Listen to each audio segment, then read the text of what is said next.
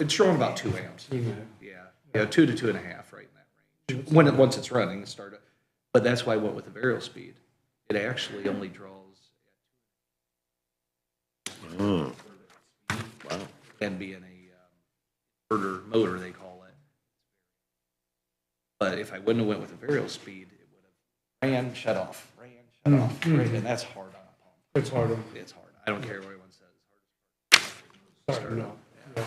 Yeah, that circulating pump, I was gonna tell you, that course. circulating pump, that motor's only about. Oh, it's just a P thing. That don't take much. And that's a 220 volt. Really? It don't pulls 3 amps. 3 amps. 2.3 or something like that. It's not even quite 3 amps. It's Little all that. screamer though, if it. Yeah. 8 gallons a minute. Are we on? We are. Shut up, Bill. I was just getting ready to butt in, but I knew it was about done. Sorry about We're talking that. heat pumps and important stuff. Important stuff, yeah. Heat pump's pretty Okay. important right now. We're on the clock, as we see, and I'll call this meeting to order of the DeKalb County Commissioners. The date is January 23rd, 2023. Good morning, Dottie. Good morning.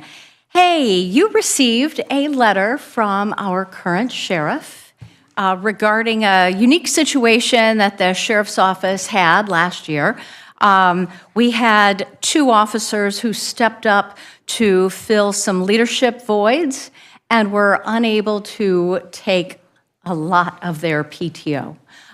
Per the employee handbook, employees are allowed to carry over 10 days of PTO after their anniversary.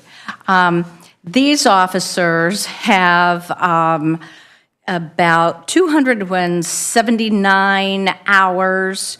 If they were to carry over 10 days, that would be 120 hours for them. So that would leave the one with 159 hours. The other one has 171 hours that he would be left unable to take. I sent you an email on that with a couple suggestions. The commissioners need to approve this because this is different than what we have in the employee handbook. The employees can carry over those 10 days, but there's a lot of extra hours. Would you approve them carrying over those hours and using them up within the next, several months? Or perhaps throwing those extra hours, that 159 and the other one 171, into their repository. Now, the repository hours need to be used up by December 31st of 2024. So there's an end date on that already. But this is a situation that it would be great to take care of it. You already took care of the lateral recruiting with the extra PTO, but here we have 2 employees, current employees, and need to, thank them for stepping up to the plate last year, but by, allowing them maybe to keep their PTO for a while longer. I guess my first question would be, what are the odds that they're going to be able to use that PTO and use enough of their current I PTO know, yeah. so that they're down to just 10 days I carryover? know. Keeping their fingers crossed that they could hire more Same of thing. these officers, yes. Yeah. I know. Well, and Yeah. that's, we have no crystal ball on that one, and I would hate to see these guys just get completely shut out because you're in the same situation where they can't let them off. Would it make sense, I don't know if we can do it in time for this, but it makes sense to start just paying people their vacation when they take it, and if they don't take it at the end of the year, because they can't, a lot of these guys can't. Right. Just pay them.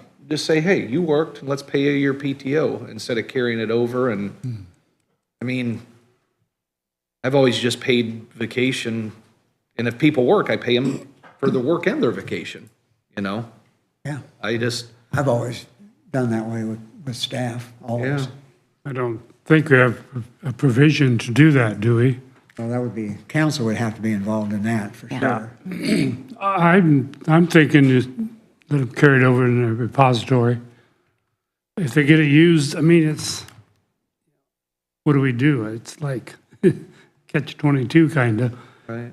But if they can't use it, that's the thing that concerns me is we're having a hard time getting officers. Six down now, so Yeah. who gets any time off? Yeah, they're getting no time off. Well, and we could address that situation at the end of 2024, as far as do they lose that altogether, or do we pay it out at that point?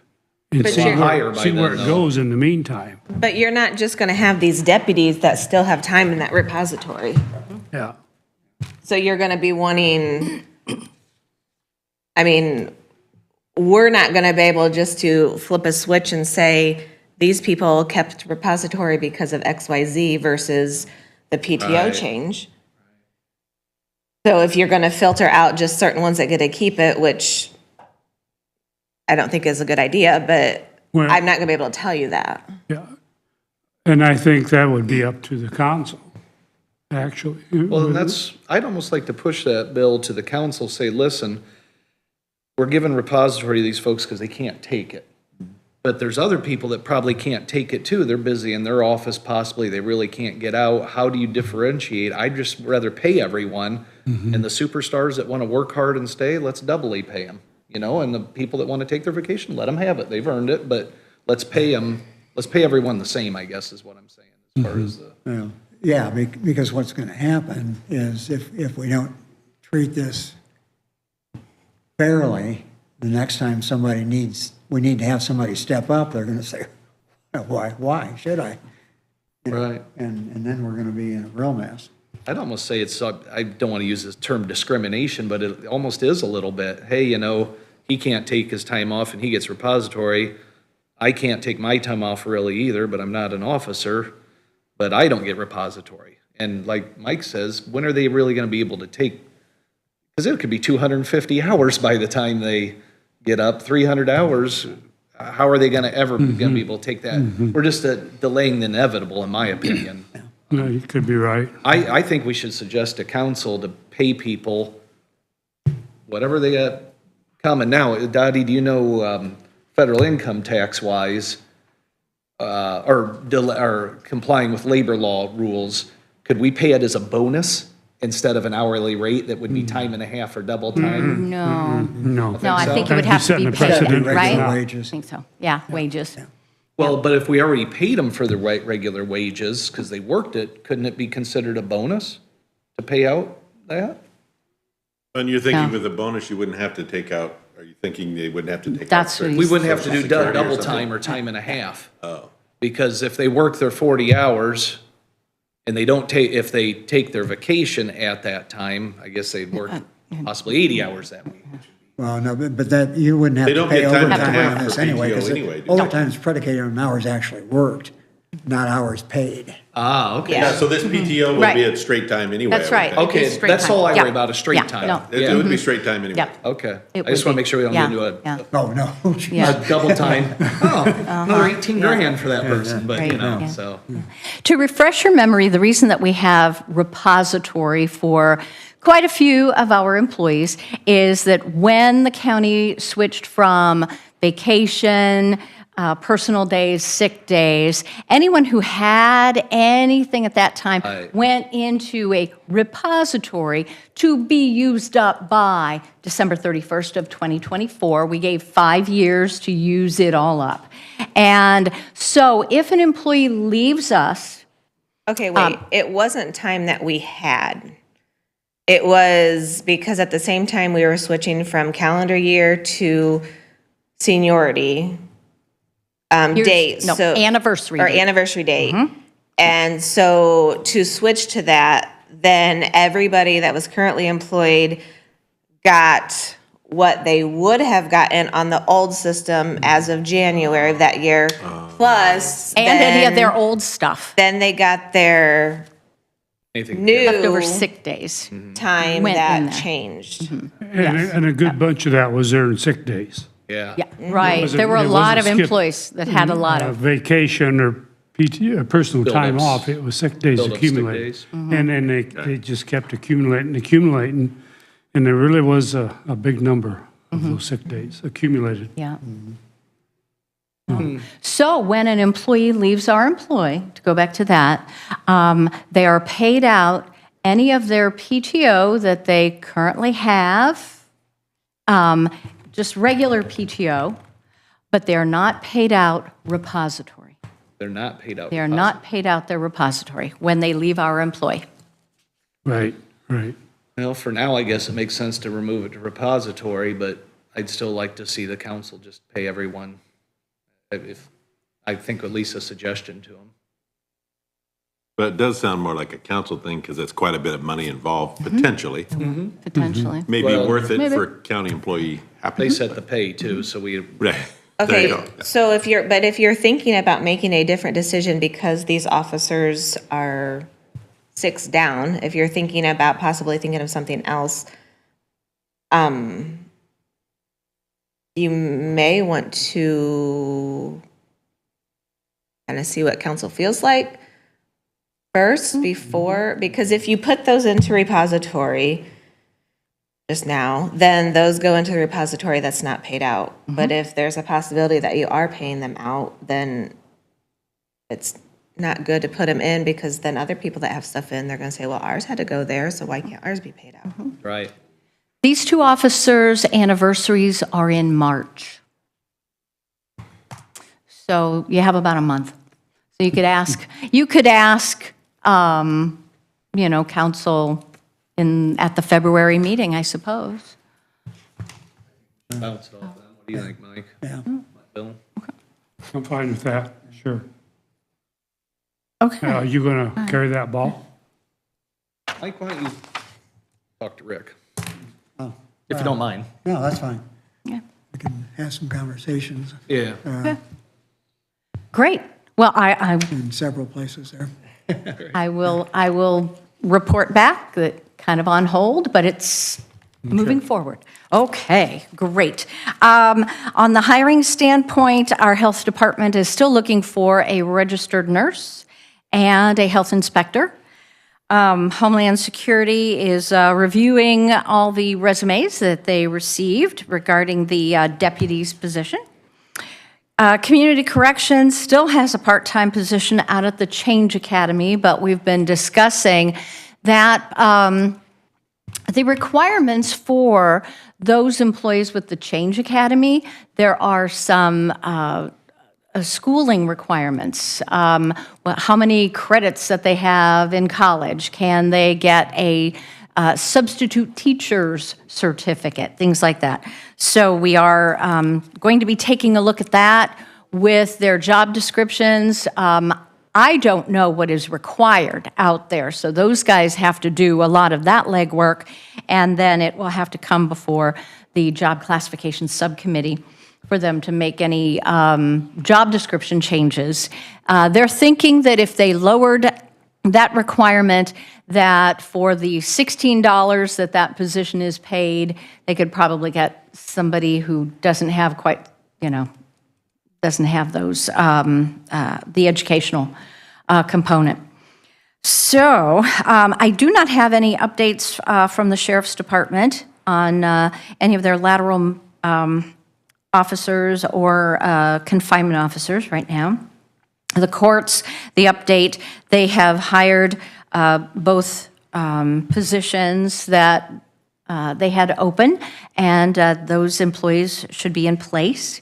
Probation Department is gathering up resumes for a probation officer assistant position, and they have a probation officer opening.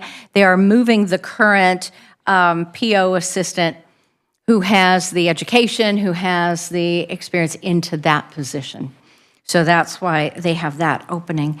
And the surveyor's office, the Caucused Inn surveyor is in place, and I think he's getting the lay of the land before he makes any major changes. But we've been talking about what his ideas are for a position as second in command, but not calling it first deputy.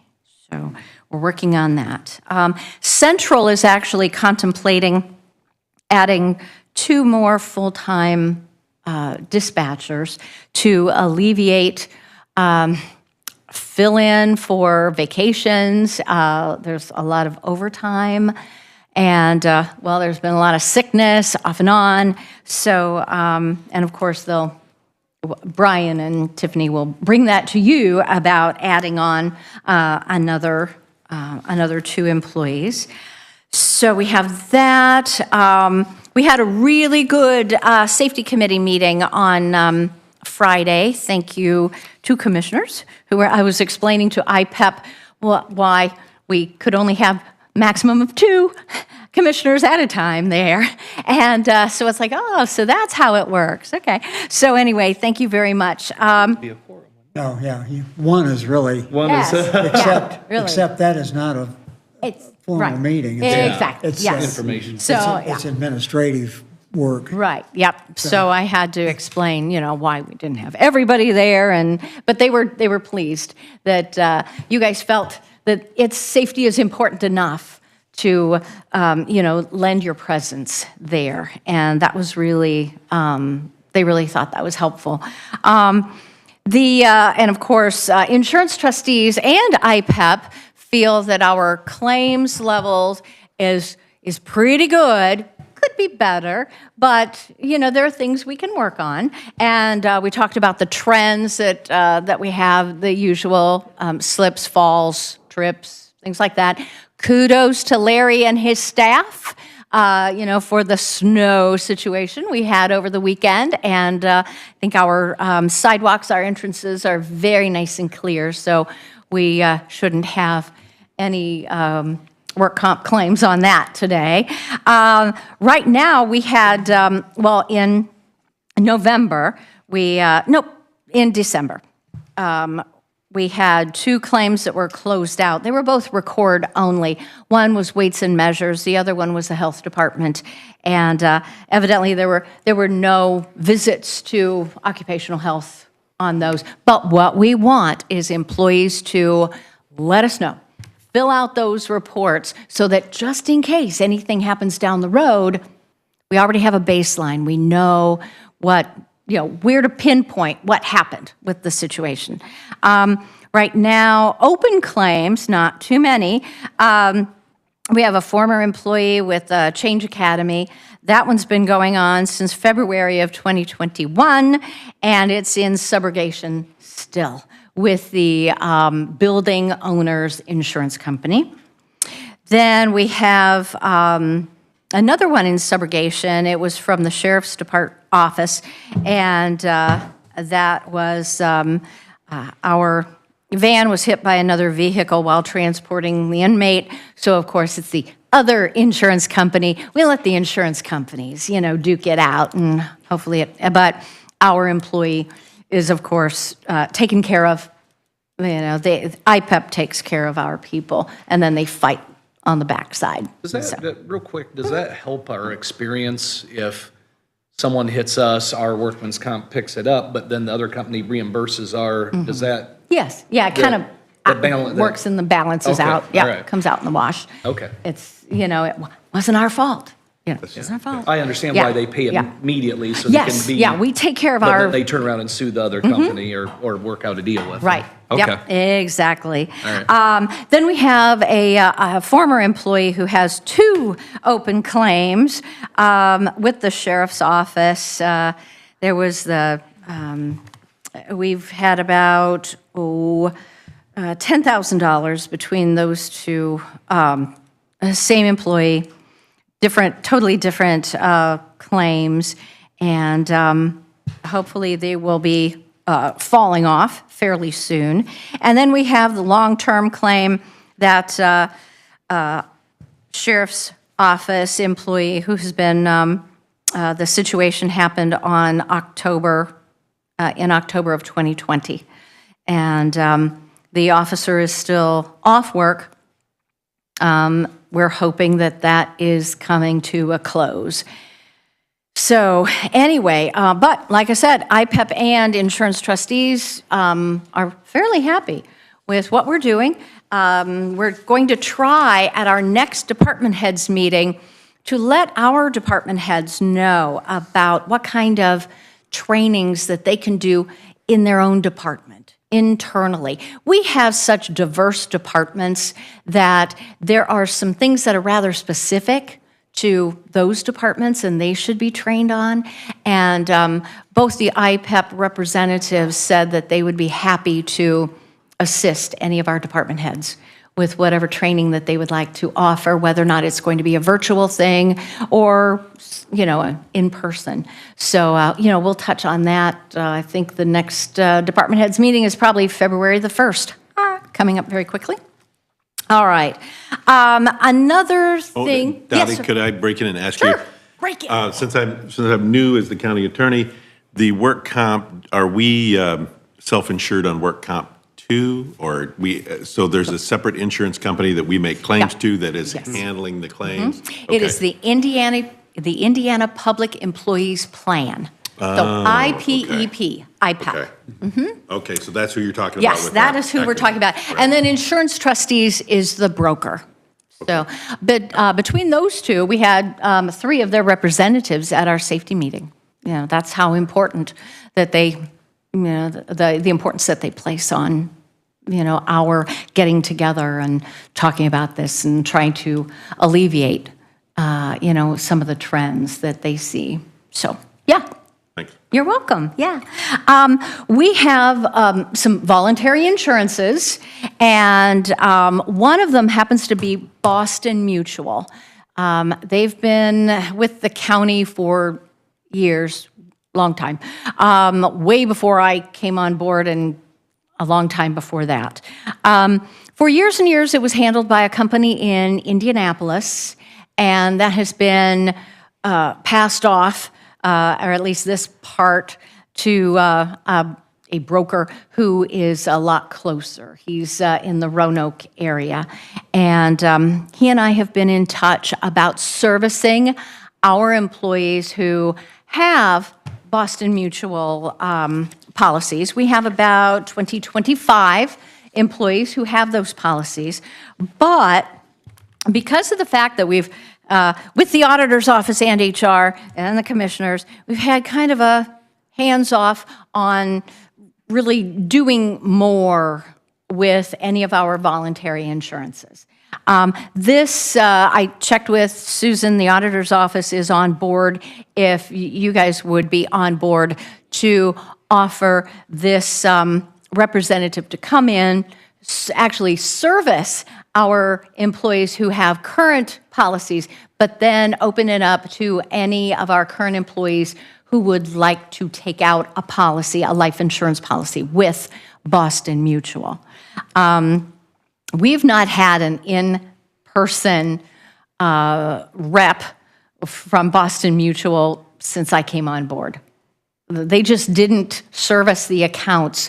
And then over COVID, they tried some, virtual things. And I really don't know how that went over because, it's kind of one of those we're sort of hands-off. Anyway, so what I'm asking is, would you be agreeable to have this representative come in twofold, service the employees who have current policies with Boston Mutual, and secondly, offer the opportunity voluntarily to any employees who would like to look into purchase a Boston Mutual life insurance policy? Would that be on company time or on their own time? Probably like lunchtime or whenever they would get away. They take a so- lunch and Probably, yeah. I,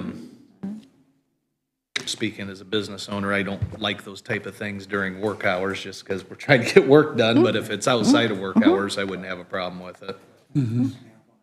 Yeah, Snap-on tools are there an hour and Middle of a the half. afternoon. Yeah, so, You could do Could it we get live some through calendars from immediate- Snap-on Tools? Believe me, I remember those. But they want to sit up after hours, Yeah. maybe a half hour after. yeah, that'd be fine. Yeah. Okay. Put stipulation on it. Sure, yeah, can do. Oh, I'm sure he'd be happy to do some sort of, like late afternoon course. We have employees who work 24/7, so, Right. we've got people all day long who would be available, so, yeah, we'll do. Okay, great, good. The only other thing, as we are discussing the current adventures of self-insurance, historically, I say for the last 6 years, we have had health risk assessments or wellness event where voluntarily our employees have come in, they've had their blood drawn, they've had BMIs done, their blood pressures, blah, blah, blah, blah, blah, with either DeKalb Hospital or else Parkview DeKalb in the last couple of years. When we went with Anthem, they gave us $5,000 to do those sorts of things. And last year was the first time that we would have availed ourselves of that money. And so we used about half of it.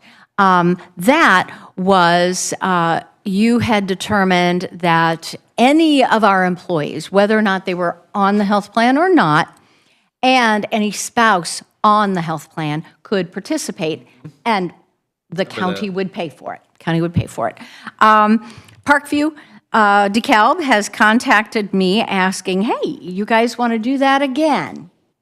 And thought that we would do it the end of March. Well, here's the kicker. If you guys are contemplating going self-insured, and you may want to put some stipulations in place where, if you, an employee who wants to join the health plan, if you want a reduction in your premium, you would need to do a health risk assessment. You would need to do this. You would need to do that, several stipulations. Do you want to do it twice? Would you want to maybe hold off, kind of hang on to that money for a little bit and do one great big event with the health plan thing, or go for this and let it count toward, the check when it came to the stipulation of reducing a premium or getting some points toward doing that. So anyway, ta-da, ideas. So if Parkview does it, are they going to be staffed? I'm sorry? If Parkview comes to do it, are they going to be staffed? Yeah. That was a situation last year. I actually brought that to the attention of the president of Parkview DeKalb when I talked to her a couple months ago, and then brought it to their attention when I had a meeting with Parkview about a month or so ago, and I will be bringing that to their attention again if we do this situation, because we only had 2 phlebotomists who did the event last year, and ended up with employees who waited 45 minutes for their appointment. And, Parkview had required that everyone make appointments on their MyChart system, and then they blew it by not having, the staff here. But anyway, I digress. What do you think, gentlemen? No, that's okay, because I get on my soapbox and it just irritated me terribly. Thoughts? Comments? We were still kind of hashing over whether how we were gonna structure the employee or the employee participation rate anyway, and Yeah, maybe whether even it's a nothing, clinic or a one-time evaluation or checkup Yeah. with your family doctor, however that might, we don't have that nailed down, obviously. I don't know. Oh. I mean, we could go ahead and do this in March, and then put if we do go to self-insurance and they're going to go to their doctor and get an evaluation once a year, push that back maybe into the first part of the next year.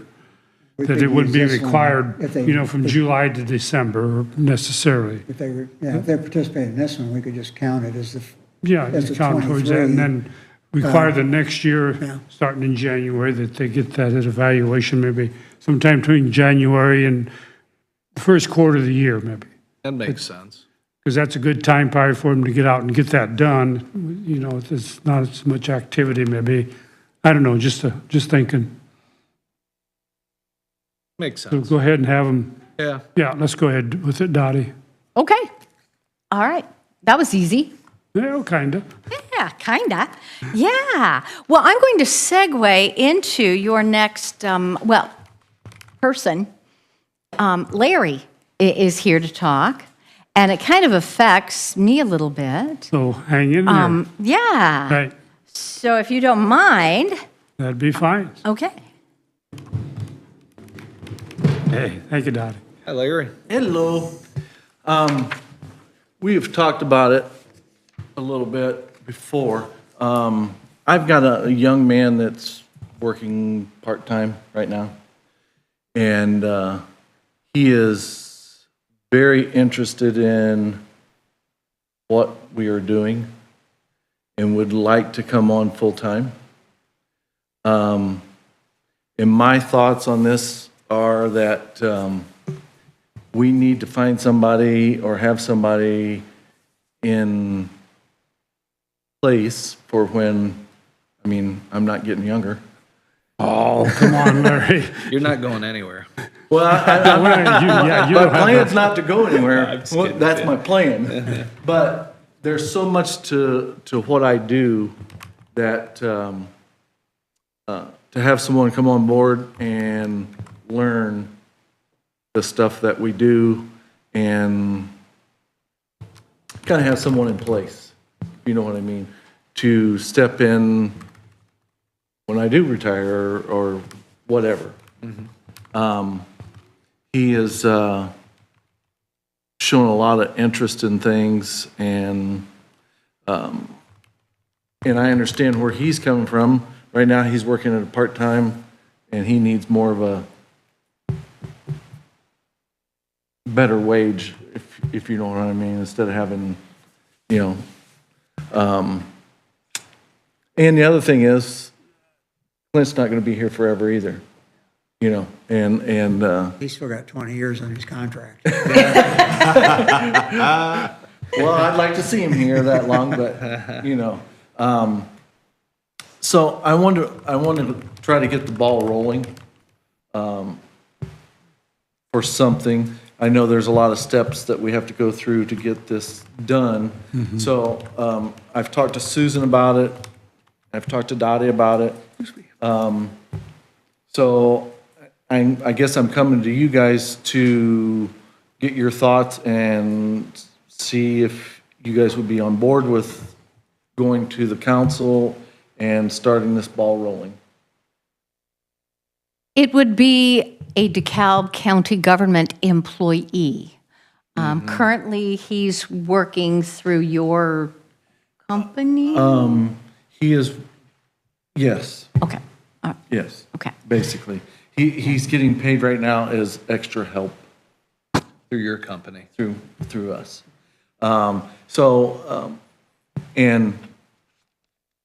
And I've talked to him about this. Right now, he's on mom and dad's insurance, and he's got that for a little bit longer. Well, he's 20 or 21, I can't remember which one he is. Yeah, yeah. I guess he's looking for a home, you know.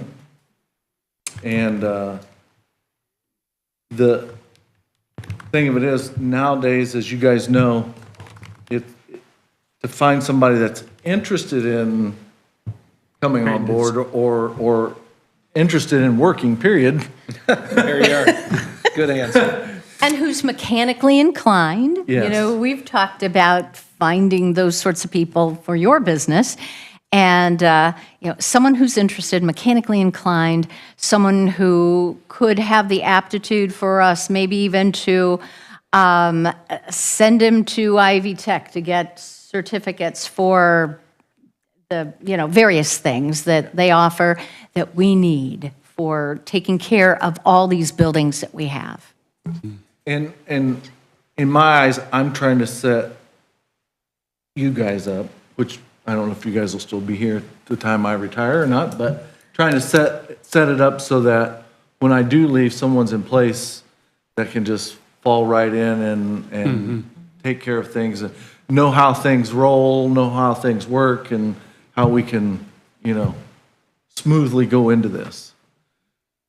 So, Be more like an apprenticeship in a way, yes. because you're not going to train him in 30 days or 2 weeks, or No. No. it's not going to happen, of course, but And when we've talked about it, I told him, I says, there's so many things that, he hasn't even been here in the summer, so he doesn't, I said, during the summer, it's totally different, we do a lot of stuff, we do a lot of stuff in the winter, but summertime is, really busy. So I guess I'd see what you guys think about it, see what my next step would be, or what our next step would be. If you ask this gentleman to look for a Phillips screwdriver, does he go to Philip to look for it, or does he know what one is? He knows what. Okay, all right, that would be my only, You know what? And I'm dead serious. I know. I well, who's told, Philip? Why can't I just use your screwdriver? I'm just like, I'm dead serious. It's like, yeah, okay.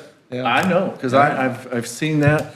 And I wouldn't be coming here if I didn't think that he had that potential, because number one, I don't want to invest my time into someone that I don't think is Sure. the type of person that we're looking for. what happens if, you mentioned Clint, if he leaves, say he leaves next year, would this person be in a dual position of apprenticeship under you and doing Clint's job also, or how would that work out? In my eyes, I would like to be doing what Clint is doing and have him doing what I'm doing in a roundabout way, but me being also right with him through everything. So that's what I'm thinking myself. So I'm kind of a big believer in succession plans, which is why Absolutely. Jack and I have been talking for the last over a year about his IT department, because it's such an important part of the running of the day-to-day business of DeKalb County government. And, this would have been one that I would have been talking to Larry about anyway. The whole situation, we need to be thinking about what happens if. And, with Clint and even Larry. Larry would like to take a real vacation where he doesn't have to respond to an email or a text or whatever. Wouldn't we all, Susan? Wouldn't we all? I know. But, Right? What would that be like? but there are, things like that. Yep. and to give you an example, we changed the flags over at for the Veterans Office. Was there 6 of them out there? And I watched things. He folded the old flags up and put them where and they have a thing to put them in so they can destroy them. And instead of just stuffing them in there, he folded them up nice and neatly and put them in there. So in my eyes, that was a plus for me. That means, yes, I care. Well, yeah. And he's done several things along that lines that I'm like, this is a guy that cares about what he's doing. He's not there just to, and I'm out type of thing. You know what I mean? Yeah. So, It's become a rare commodity in today's world. That's very rare. And not to mention his age again, that young that has that instinct Yeah, yes, to pay attention to the small details. yeah, absolutely. yeah. And so yeah, I think it's something we really need to consider seriously. I like the idea of it being a good succession plan. So, Well, yeah, we've got to really pay attention to these key positions and figure out what the game plan is well ahead of whenever you turn in your retirement notice. Yeah. You still have Well, 30 years on your Clint, you know, contract. Yeah. Clint could go and any like I time, say, Yeah. for one reason or another. Yeah. my Let's face plan it. is not to leave. I mean, I love what I do, but I just feel that something we really need to think about, you know. But every day isn't the same. I mean, like my office alone is a handful for Larry, but like it's always something different. And you know, oh Larry, I see you. Let's do this. Oh Larry, I forgot. I need this. Yeah. Well, and Clint isn't gonna be doing this forever. So, I mean, No. it would make sense for you to fill those shoes and then him fill yours and then work together. Yeah. The way you do with Clint now. Yeah. Yeah. And I hope Clint stays, don't get me wrong. Yeah. But I think we can afford to have all three. It's a big project here. Get them, and once you train them really well, you won't need three after that. And then maybe work on the next succession plan. Exactly. After, when you get close to retirement. Yeah. And he can start saying, hey, he can fill that position. And Clint isn't a county employee. Right, we contract. So, Yeah. yeah, so it would only be adding one Yeah, that's county true. employee. Well, total expense, I'm thinking. Yeah. You know, what we pay, but yeah, Yeah, I was thinking benefit side. yeah. Yeah. Good point, I have a yeah. feeling Clint would show up even if he wasn't getting paid. Oh, yeah. Oh, Oh, yeah, at 4:00 in the morning. yes. So, It's good for him. I'm supportive. Yeah, I would support that. Take it to the council, okay, next step. okay. Good. Thank you. You bet. Thank you, Larry. Now, my next thing. You only had one. Yeah, you're excused. Goodbye. No. Okay, every year we get a, inspection done on our furnaces. We have 3 heat exchangers on the annex building.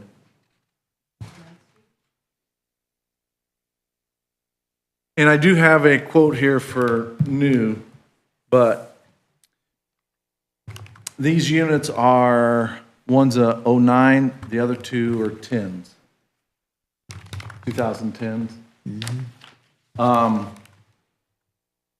And the 7,800 price that I wrote down there is if you add all these together, what they quoted, up there where I draw the line, the 6,900 is what they would do if they could come in and do all 3 of them at one time. What's wrong with the heat exchangers? They have cracks in them. They are cracked. Yeah. In the air handler units, are these split systems, or what are these? In the air handler. In the, And he did send me a picture. One of them crack was probably about that long. it's just a little carbon monoxide, that don't hurt anything, does it? Good for you. Okay, all right. Legal department heard that, Doc. So did HR. Little flex tape will fix it. Yeah. JB Weld. Anyway, I think, in my opinion, instead of doing new, I think if we spin this here, we could get another several years out of them, 5 years or something out of them. I would think. Do we know what brand these are? No, I don't. Only reason I ask is like a train unit, everything's stupid expensive on those because train only allows their parts to go through dealers and you pay literally Yeah. double. So I hate to throw money in an old train unit knowing that if the blower motor goes out too, they're gonna charge you $1,500 for a blower motor, $1,500 for a control board. It's just, they're one of the worst in my opinion. And But if you want to look at new, he did send me a quote for new. So these are just to what? Just to fix the piece that's wrong? Yes. Okay. they're all cracked, huh? Yeah. Isn't that amazing? And they inspect them every year. So, I mean, I don't know why they do it, but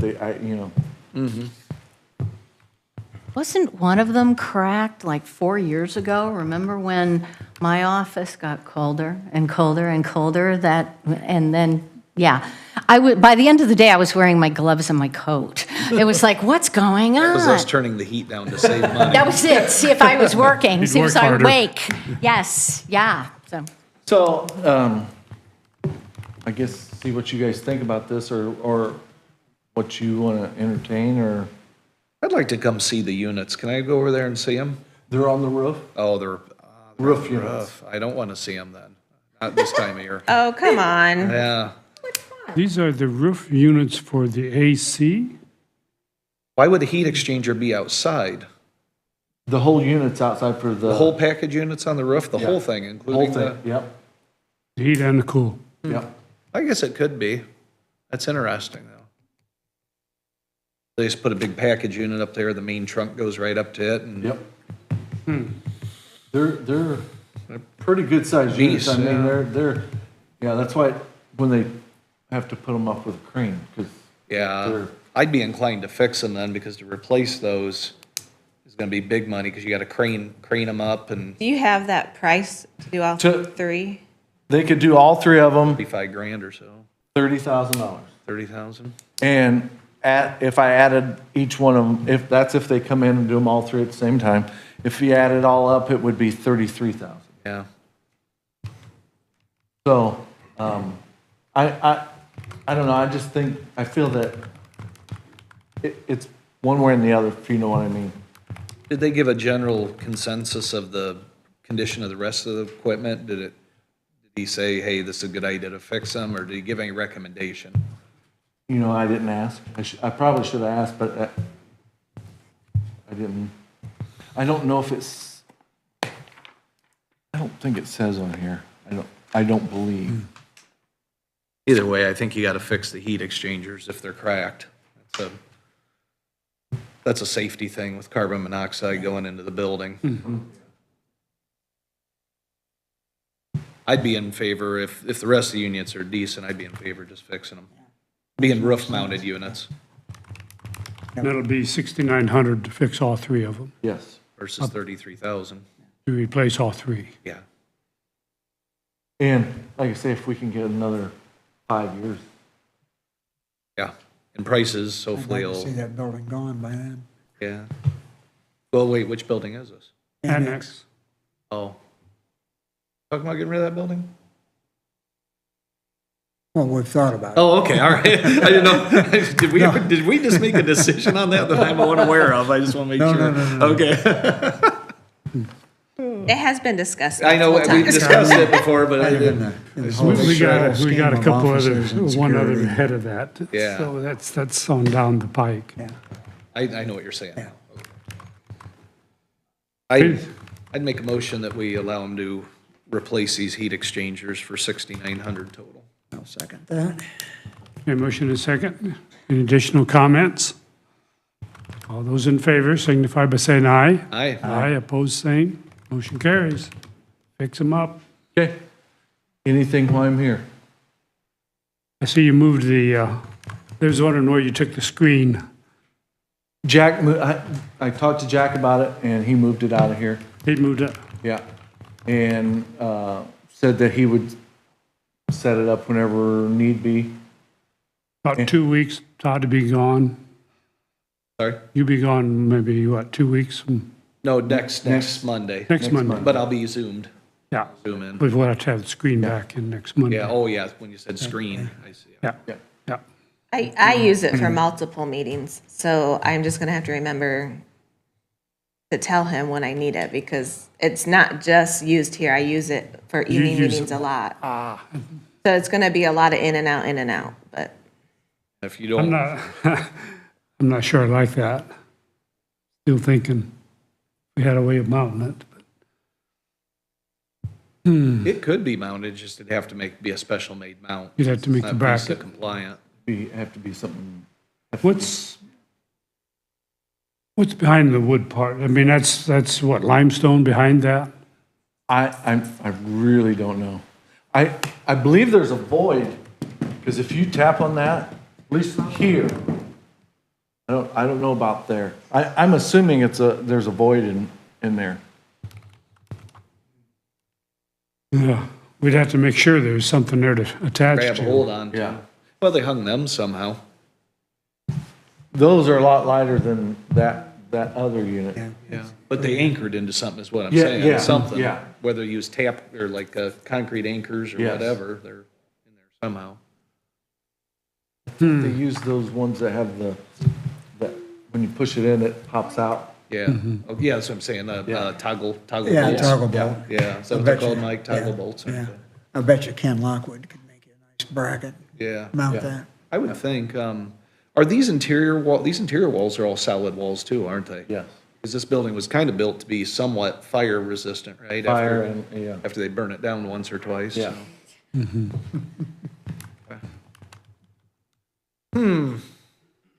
Yeah, I'd like to see that thing permanently mounted. I would too. If you would like, I can contact Lockwoods and see if, have him come and look at it and say, we need something to mount this to the wall. Because that TV unit itself does not have anything, mounts. anything on it. And I'm thinking that they'd have to take that present mount and cut it off. Right. Use the stem that goes up into the TV. Right. And then adapt Then another adapt it to the. bracket That's to what I'm that. talking, yeah. Weld it up and paint it up, and it looked like it was made that way. Yeah. They do a good job. We need to, any way to find out what's behind that wall as far as structure, without drilling a hole through it or something. I mean, if we had a spot, we could go in with a camera. Yeah, it wouldn't take a very big hole, but we have to be able to conceal it. If you took that cold air return out there, whatever that is, could you shine a flashlight in there and, or wait, no, that'd be ductwork there, wouldn't there? Well, see, the wall's there, but from the plywood to the wall is a void. We think there's a void. Pardon? Are we sure there's a void? Yes, We are sure. because I've taken like that thermostat right there. Oh. I've had it off before, and it's probably half inch, something like that. Oh. So this could be the same way, or it may not. Yeah, I don't know. I mean, we're not talking about a step. No. We're talking half inch. Well, the distance from the wall to that, Do you know if anybody's checked with our AV team that did this stuff to see if they have an idea? That'd be the thing to do. Who installed all this? Audio visual. Angola. So we fit subbed it Angola. out then, we didn't do it ourselves. No, it wasn't us. The company out of Angola, sound equipment. I'll check with Jack again and talk to him about it and see if he could, I mean, it can be done. yeah. We just got to be able to anchor it securely. That's the main thing. And you know, you might be able to do a pedestal mount a pedestal to the floor Go up. and just go up, you know what I mean? Extend that. Yeah, keep Yeah. it tight to the wall, that might be a better idea. And just have it all, you know. Because this floor's solid. Oh, yeah. You anchor into this, it isn't going Yeah, anywhere. if you get it anchored to that floor, it's, Concrete floor. yeah. And these are, just about 16 inches thick, Wow. the floors are. That might make more sense, Bill, is to go into the solid floor instead of trying to, Go to the wall. especially if, if those would pull out due to the weight, that could be interesting. Had to be just off this end of this heater over here. We talked about this side. Yeah. So you guys could look across. I think that area there would be perfect on a pedestal mount going up, but And the thing that would be nice about it is it's not, the way things change as far as computers and stuff like that, if we did that, it would not do anything to the walls. right, you don't have to patch it up. Yeah, you know what I mean? If you did a pedestal, could you do it in the corner? I wouldn't see why not. That might work better. Back in that corner. Speaker's room, because the pedestal's all that needs the room. You'd have to have a plate on the bottom, of course. I think it'd work.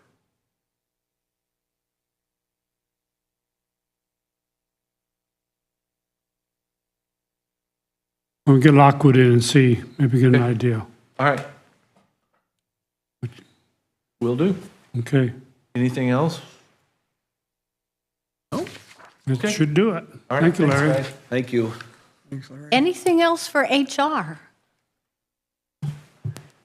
Anyone? I Nothing. think we're good. Okay. Thank you, Dottie. Have a good day, Dottie.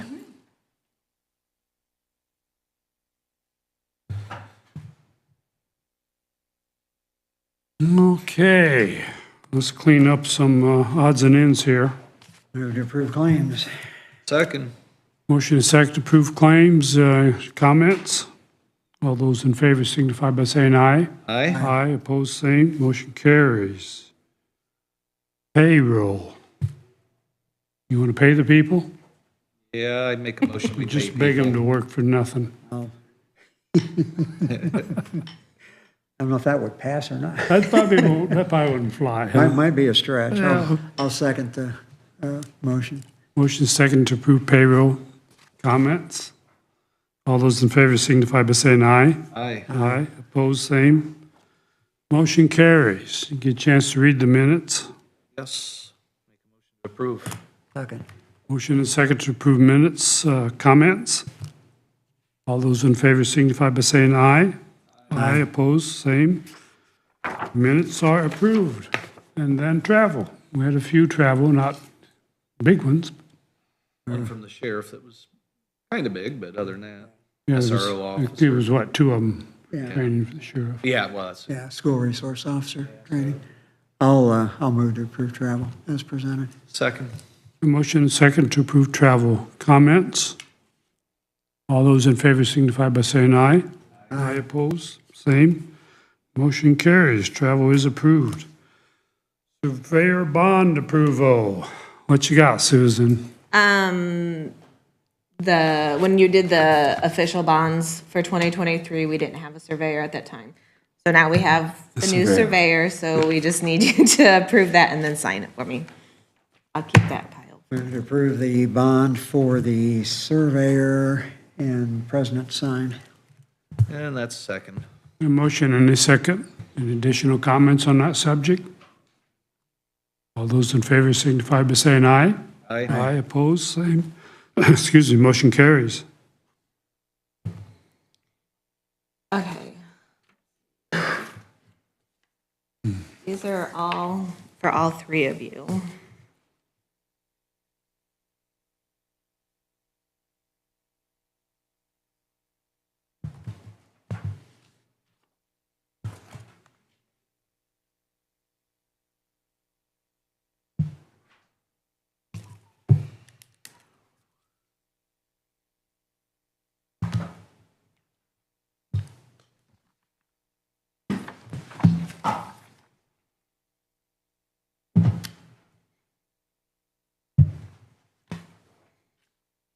One more.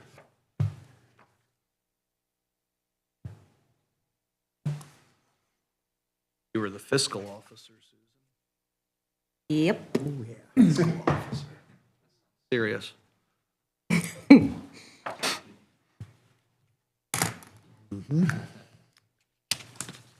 SBOA will tell you just how serious that is. Yes, they will.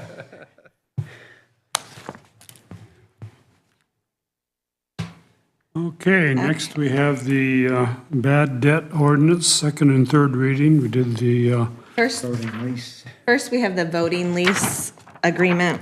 oh, sorry. That's all right. Andrew has went over this, made some changes with Holly, and it'll just be for Bill to sign. This is all the places that we hold the elections that they, Like a master lease agreement, I believe. yeah. Cost involved for that, or do they do that pro bono? How's that work? I believe there's a cost because there's a place on there for them to fill that in. There is. It's not very much. Oh, I was just curious. Yeah, they- Gotta they- have it, I was just.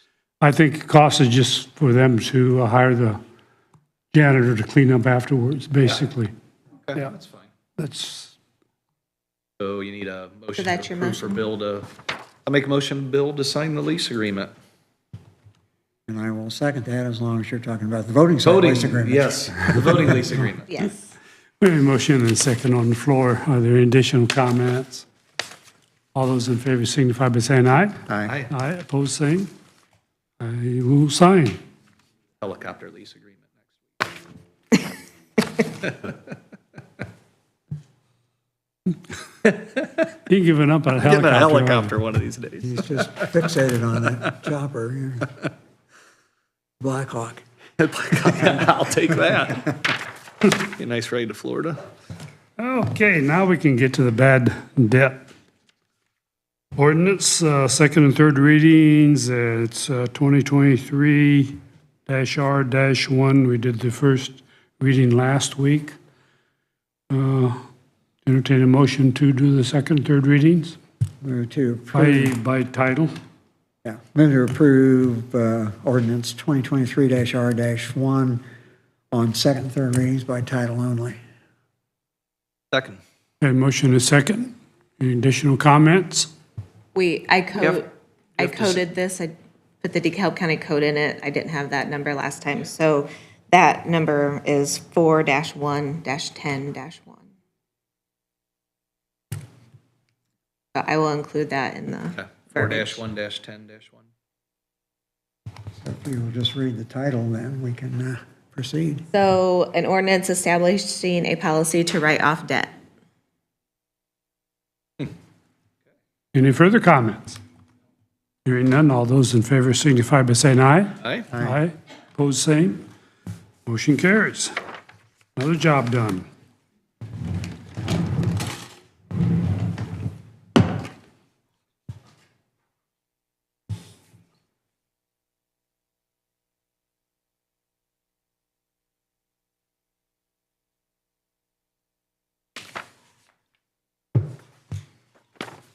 Okay, we've got I have a couple other things, if you want me to do those first, since the next one might be more lengthy.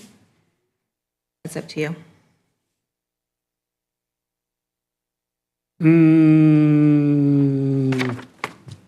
No, let's go into the next topic. Not a problem. Yeah, we're gonna have a little, we'll see how this goes. Okay.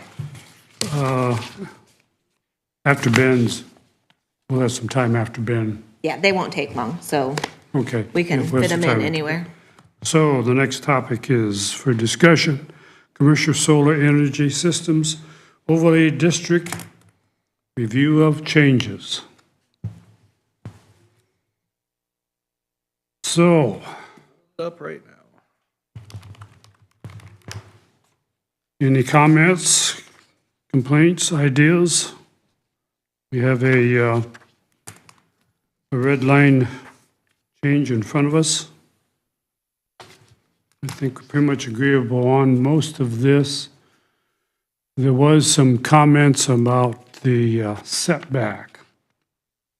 Before I do that, you guys have anything you'd like to bring up? Was the fire plan, did we discuss that that would just be put together by Homeland Security and the fire departments on each project? Is that going to be part of the submission? Is Won't be part of the ordinance, probably be part of the economic development agreement.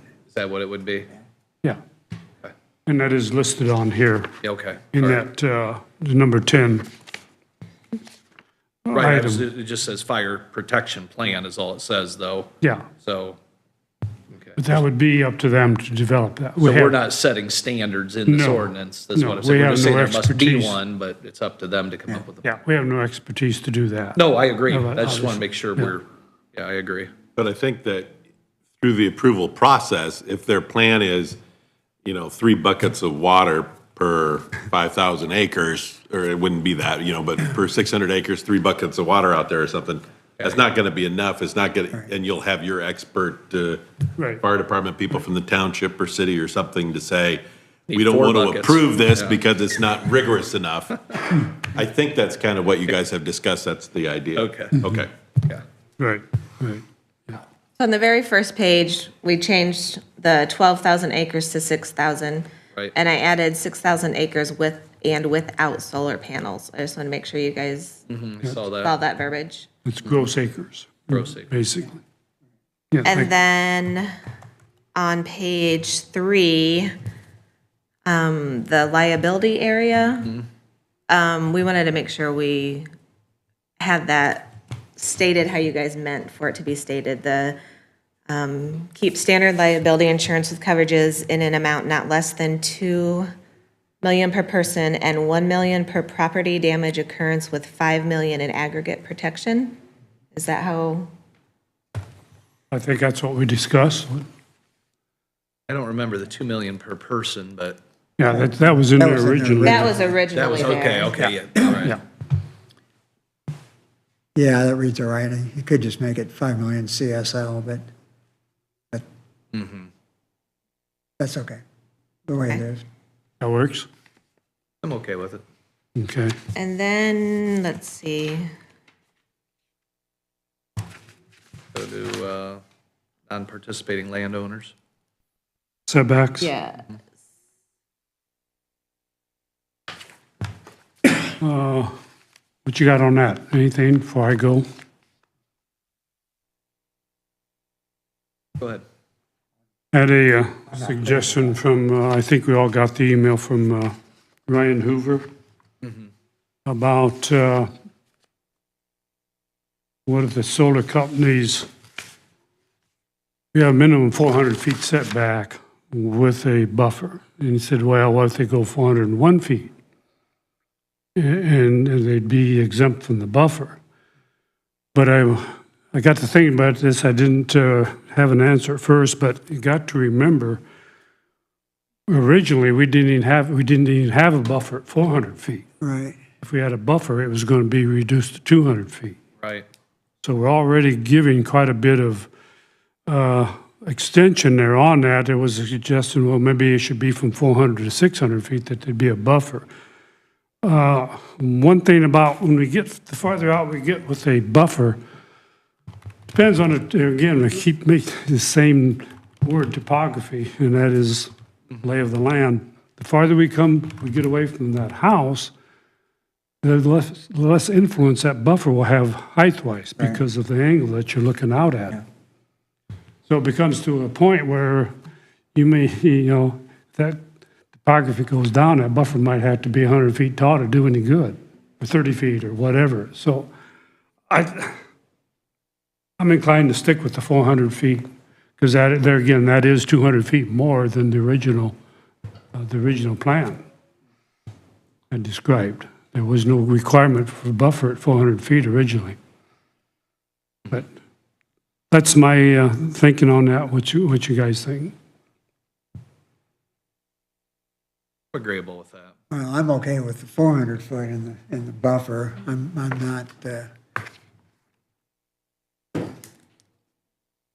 not entirely convinced that the longer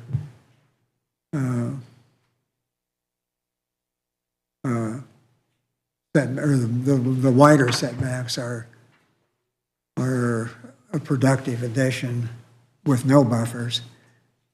But, I mean, it's all in the discussion stage. So. Well, Yeah, I think and another in thing the- about that 400 feet, with the buffer at 400 feet, there'd only be one of those.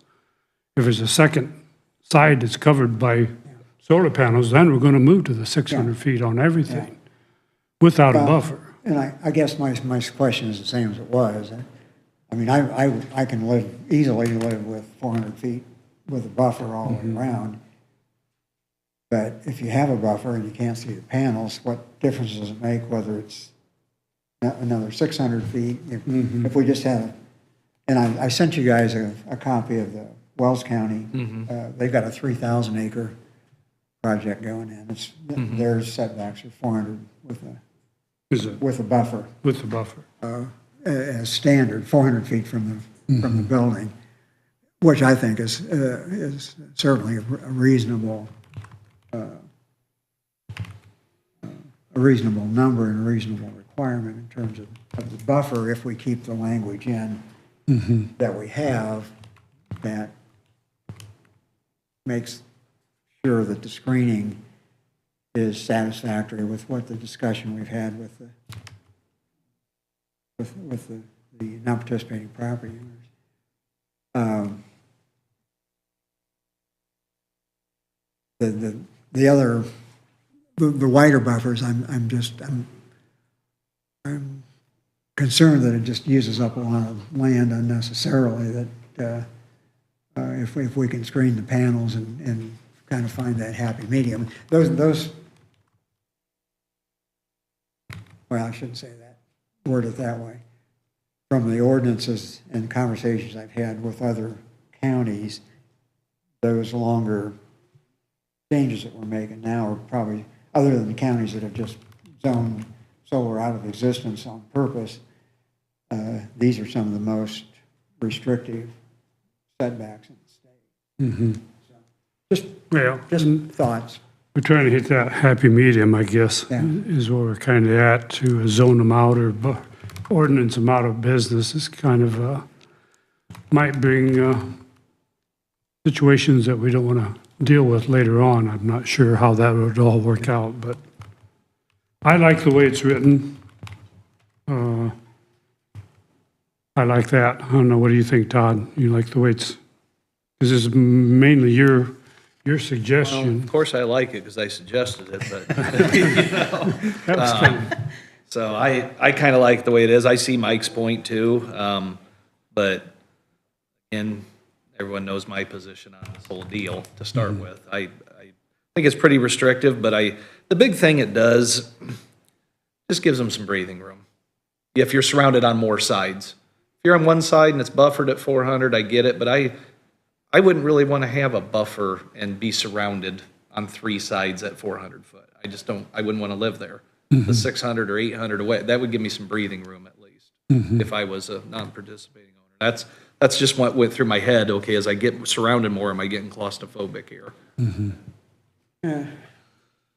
But that's why I live in town, but anyway, I kind of like it the way it is. I do too.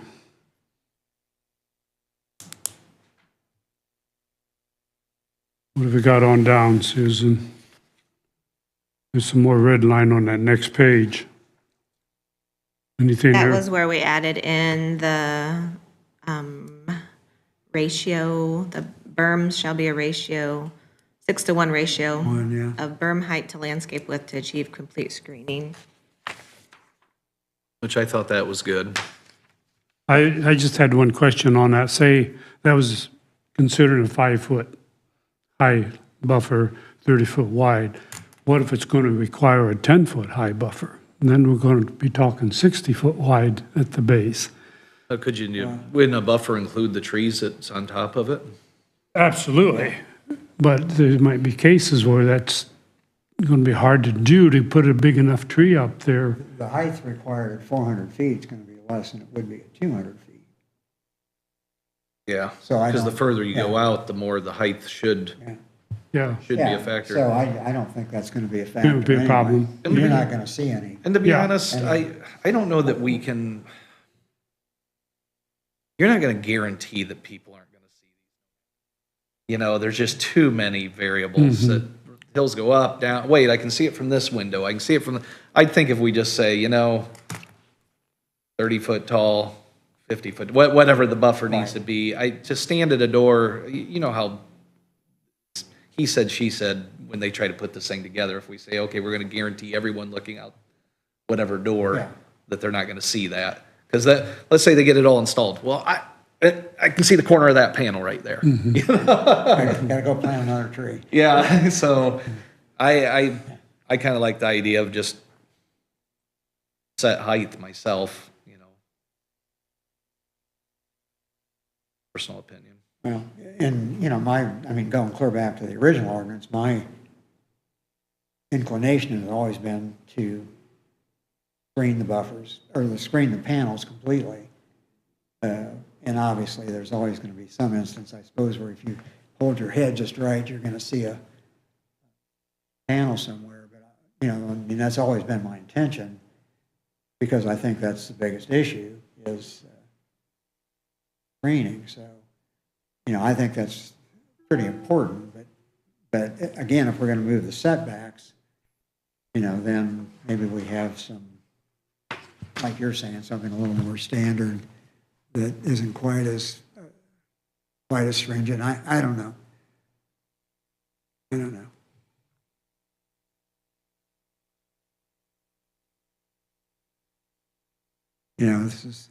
These kind of deliberations, and believe me, I've been through a ton of these, not in my backyard things over the years.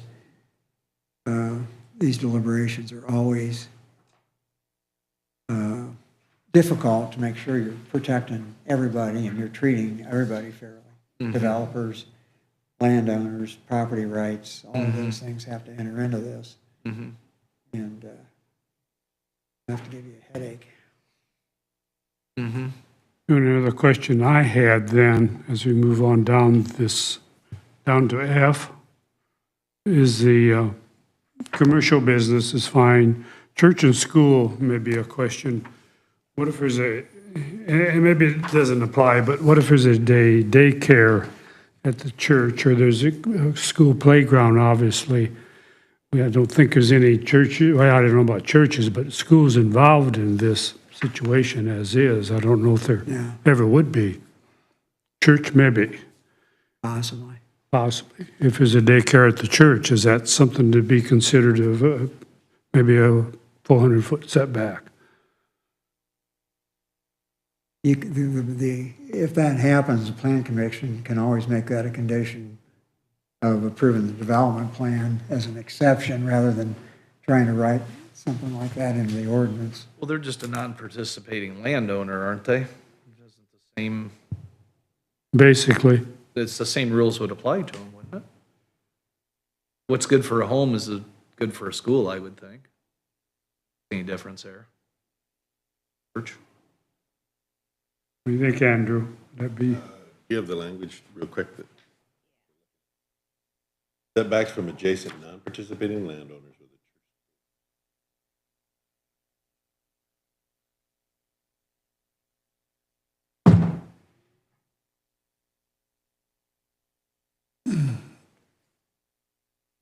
So I guess my question would be, why was a church or school treated differently? I can understand like why a commercial business would be treated differently potentially. Factory aesthetics of what's next door to, a company or a factory building is probably not as important, I suppose. But churches and schools, you had it down to 200 feet with no landscape buffer. And so what he's saying is, what if it's a preschool and 200 feet, no landscape buffer? Well, you're treating, right now with this paragraph, with F, you're treating a church, school, or commercial business differently. Yeah. So whatever, however you're treating them in the paragraph is what you're doing, so it I just treat them depends the if you same want as a to. residence, except maybe industrial would be different. Yeah, industrial, yeah. I'd say industrial would, Would stand as commercial is. or industrial. Commercials, yeah. What Todd's saying there, and you guys are agreeing to, makes sense to me. Yeah. Carve out industrial, but treat church and school like a home, I would think. Would we also commercial And and Yeah, industrial? commercial, sure. commercial industrial. I'd have no problem with it being 200 commercial industrial, but I think churches and schools you ought to would be a just, 400. We would just strike church. That makes a lot of school, sense to me. And add. Commercial and industrial, And commercial and industrial. or add industrial. That's my suggestion too. Yeah. I'm all right with that. We're carving out commercial and industrial, and we're adding the church and school to all the other parts. Yeah, they would just be just like residential. Okay. We revisit the berm thing. We kind of pushed through that without really having a solid. We got it Answer. down here on Okay, all right. JC, Okay. landscape buffers. Okay. Berm shall be 6-to-1 ratio height to width, To achieve width to height. complete screening, and I got a little problem with that verbiage. I mean, again, what is complete screening? At what elevation do you look out of the house to get, I almost think if you just did a standard berm, that the berm has to be a certain height, make a certain height for the berm, and then plant trees on top of it. I don't know. I just don't, I think we're getting a can of worms to say we're gonna completely screen every possible house.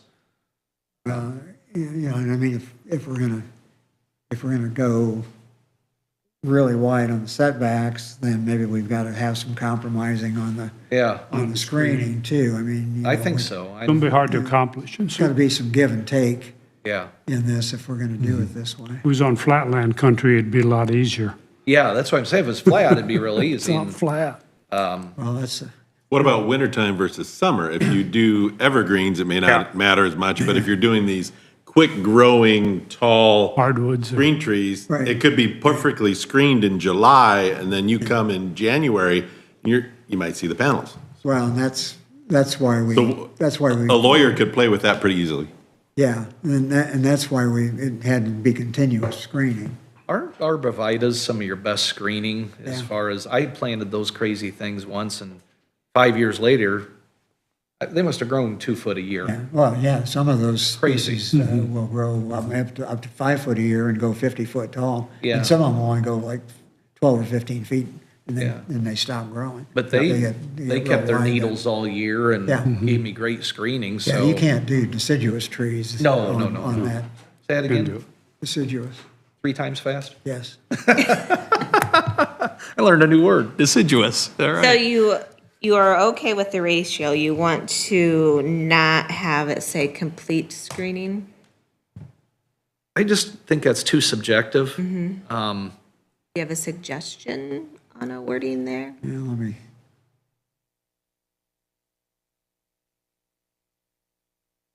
Do you have a Is suggestion, there Andrew? is there any way simplicity to make? You have to come to Mike, but I don't, are we doing open? Yeah, come on. Yeah, mic on. Andrew Provines. So on a number of those things you guys were just talking about, I mean, we're not inflexible. Honestly, from the very beginning, 100% screening, I think is not going to happen. It's just, I mean, that would never happen in my property. We want things in the ordinance. We want the ordinance to say what we're going to do. Things like setbacks, 400 foot, you know, like this is perfect. But on scenarios like that, I think we have to rely on you guys to an extent. I think you guys should have a little bit of flexibility to say, hey, we looked at this property, we went out, we did the measurements. We're not going to be able to fully screen this. Here's what we think the best approach is. Even with the berm, 6 to 1, I think is where we should start. But you guys might come out there and you might say, we can't do 60 foot and 10 foot. It needs to be, 10 foot tall and 40 foot. And here's what we're going to do to, help mitigate any erosion or whatever. I think that some of that flexibility should be for you guys to make the best decision for the citizen. Not for solar, not for the county, but for the citizen living there. Because to your point about being hemmed in and having breathing room, it's part of the reason a lot of us moved to the country is to have that breathing room. And once we're out there, we want to maintain that. So I think if you guys say, in these scenarios, there's going to be a little bit of wiggle room for you guys to do what's best for the citizen. And if it's not, 100% absolute screening, but it's a good solution. And, you guys said at 400 foot vegetative barriers, there's nothing saying the panels should be the 400 foot, but there's nothing saying to help with the view and not have to plant quite as big of trees right off the bat or anything. You might move that forward. You could still move that out. It's just the panels you want 400 foot back. So you could move those vegetative screening a little closer and not have to put up quite as big of trees and still accomplish the same thing. And it's just going to get bigger from there. So I think you guys need some wiggle room to say, here's what we're going to do. We've looked at this scenario. Let's do the best thing for the citizen and go from there. How about adequate screening instead of complete screening as a term? Here's what, Adequate based on the commissioners, so you guys can go out there and say, we think this is adequate. Yes. here's what Wells County says, just to throw something out here. Visual buffers can be comprised of natural vegetation or plantings to provide a reasonable visual buffer and lighting buffer for the non-participating pre-existing residences. The buffer shall cover the entire view shed from the non-participating pre-existing residence to the SES facility. The buffer must be a minimum of 6 feet in height when installed, How high? 6 feet in height when 6 feet. installed, and designed to grow to a minimum of 20 feet in height. And I think we even add on top of there to be, so you guys have some, if it's approved by you guys, if you guys think that's fine for a citizen, then that's what we go with. I think too, there was this suggestion that the buffer could actually be on the non-participating property owner's property. If you think in 30 years, If that they go was- back to farm and they rip all these trees out.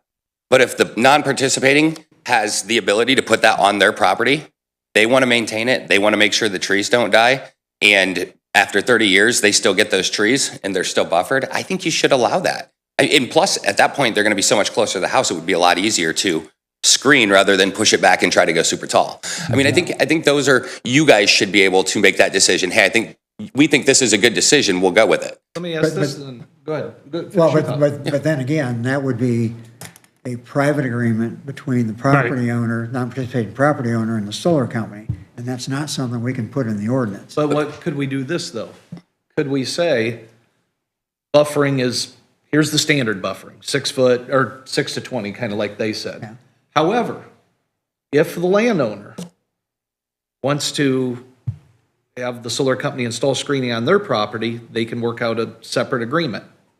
In other words, Well, and that's basically what we had in there, in that red line version that I Right. wrote originally. Right, there It said was- in there that it had to be an agreement between, I think that's a The, tough one, just so you guys know. And the reason is even the plan commission said we don't want to be brokering deals. We would rather the citizens do that. The citizens we're not equipped to go against and negotiate with a large company that they flat out said, we're not giving you any sort of negotiations unless you sign our good neighbor agreement. And those are ridiculous. So if you guys helped to broker some of those per project and say, hey, here's what we think is best. Is everybody amenable to this? That way the landowner doesn't have to sign a good neighbor agreement, which they then, if they want to sell their house, they have to tell the next owner, hey, if you want to buy this house, you can never speak out against these people. I mean, I've read it multiple times. These are bad. We're not equipped to negotiate these. So if you're going to allow a solar installation to do all these things, and you are protecting us, and I appreciate all the changes thus far, but I think the county should have to help broker those deals so that the citizens don't get, what's the legal end of that, Andrew? I don't think we can intercede with any kind of a private I don't think it's a good idea. agreement. I certainly would not be in favor of that at all. I think it's just far too much. Well, Let's We're gonna ponder, hold that, we need to oh, pledge. neighbor, let's ponder that on Okay. break here because I have an idea on that, but thank you. and get right.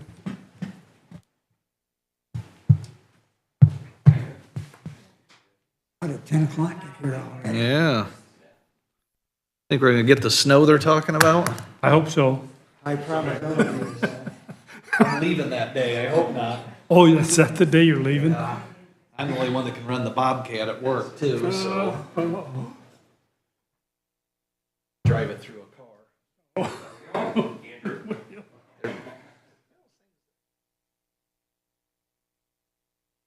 It's just a little one. Just a little bump.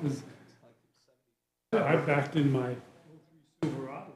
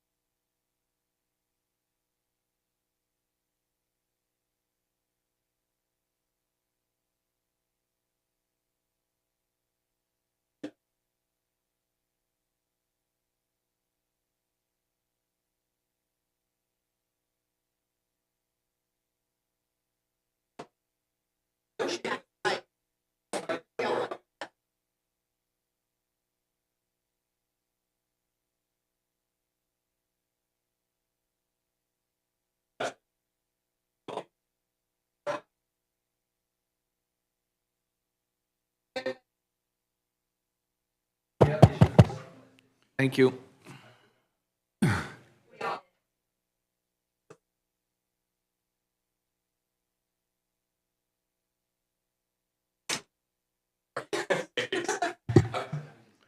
Okay, we had a question at hand that we're contemplating.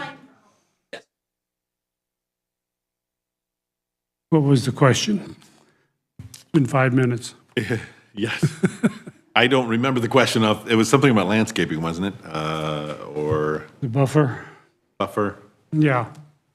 Having some latitude or Oh, whether or not, ability to whether or not do the a case- county could negotiate directly with landowners and, I mean, I think having some sort of general rule to look at is good, not just saying it's a free-for-all negotiating with the land, you know, the, Well, what I was thinking is, we have this general 400-foot with screening, 6, 8, you know, and then if the neighbors all want to agree on their own, I'm not going to get into the negotiation process, but if all non-participating landowners want to work with them and sign up for a different solution, such as them placing vegetation on their side or a berm on their, I have no problem with that. I just don't want to be involved with the negotiations, because it'll be a nightmare. So I'm all for them being able to, and whether or not you sign a good neighbor agreement, that's up to you. I wouldn't do that personally.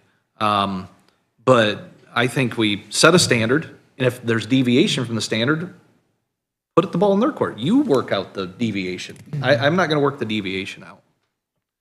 Now, with that said, I have said many times, if I don't like a project, I just don't think it's good use of the land, it's in the wrong spot, whatever, I'll just say no to it, period. There isn't gonna be any discussion there. So to me, that's the flexibility. The flexibility is saying, is this best use of the land? No, it isn't for many reasons, move on. That's my flexibility, so. I tend to agree, Todd, that, and I'm sure the county wants to get in the middle of negotiations on the buffer. I think most people own a property, they know what they want, they don't want, as far as that good neighbor agreement or whatever it is, that you don't sign something like that anyway. If that's part of the deal, there's no deal. You put the buffer back. It's up to them, yeah. Yeah, back where it's required. They can hire an attorney as a group and have somebody Yeah. looking out for them. I think that's got to be, I will say, having been involved in economic development for many years, the solar companies, like any other developer, have no motivation, or there is no reason for them to be out to screw everybody. I mean, it just doesn't make any sense. You know, a developer coming to town is well, you can, whatever you think, Bill, but, you know, this isn't my first rodeo. yeah, you got a little more faith in modern day businessmen than I do.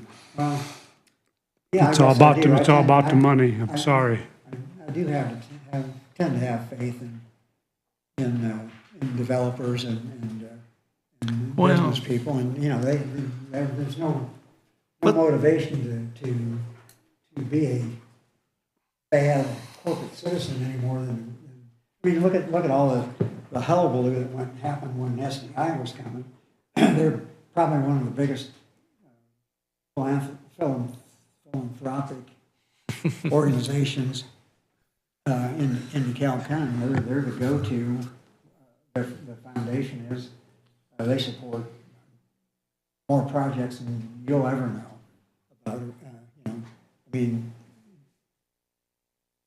it just doesn't make sense that somebody's going to come into town and just be a horrible corporate entity. And I'm not finding that to be the case in any of the current solar projects that are being done around the state, where I've had the opportunity to talk to the commissioners about that.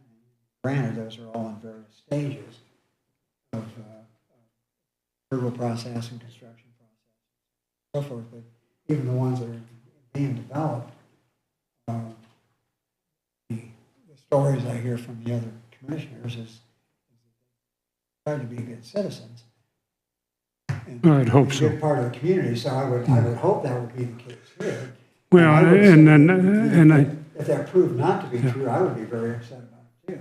And I think that's part of the reason for the conversation we are having right now, and that is to remind them that there is we are watching, and we expect more. Speaking of SDI, nothing against SDI, great company, do a lot for the community, and yet we get complaints that they're not always controlling the pollution that comes out of that facility. Right. When you'll you talk get that. about people that's got cars that get this yellow dust on them, downwind, so, yeah, they do a lot of good, and yet they still have their downfalls, and there still are mistakes made and so forth, or neglect of what should be happening and what should be controlled as far as the pollution. And I don't think anyone's going to screw us per se. In other words, if you get screwed, it's because you allowed yourself to get screwed. That's what I always tell people. People always use that term, and I'm like, what due diligence did you do to make sure you didn't get in this position? But here nor there, we're here to set standards, and those standards can be altered. Like I said, here's the standard. It must comply unless the participating owners want a different scenario. Then get your attorney together. You 20 people that want to put screening on your side and make it beautiful, go for it. Yeah. And we'll approve that, especially if it makes the landowner happy. If it makes the landowner happy, I will approve that. But I don't want to be in the negotiation process. No 20 foot, no 18 foot, 7 foot. No, they need to come to a consensus together as landowners, in my opinion, to say, all right, there's 20 of us. We want this. We want it on our property. Or we just go to the minimum that we put, the more restrictive that we have. I think that's how you go with it. I agree. I agree.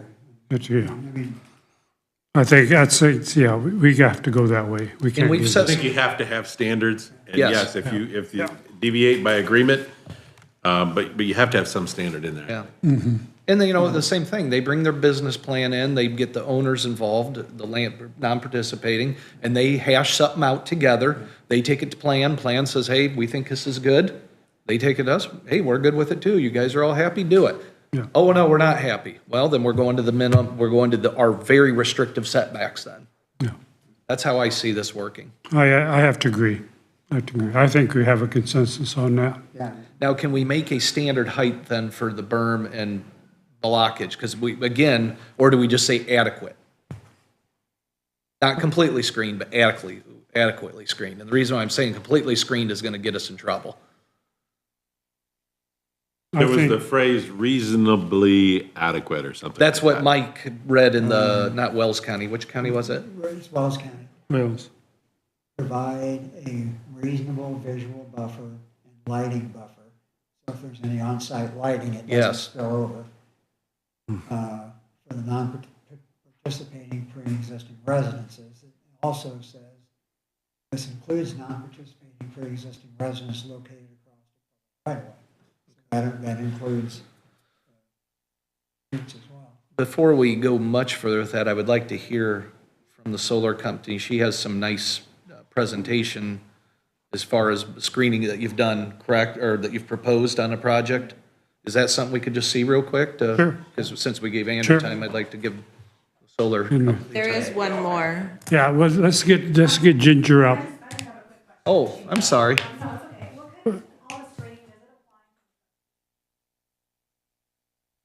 You'll have to come up to the mic, Ginger. Oh, she's on her. Okay. You're making her Let her go. sit down. You want to sit down? No, I'm good. You sure? So all the screening talk that we're talking about right now, does this apply to the substation as well? I would think so, yes. Okay, I don't know if we need specific verbiage in there to make sure. Well, it's the whole project. It is, yeah, but that's a good question, but yeah. Sorry to make you walk. I forgot your foot was broken there. Okay, Trina.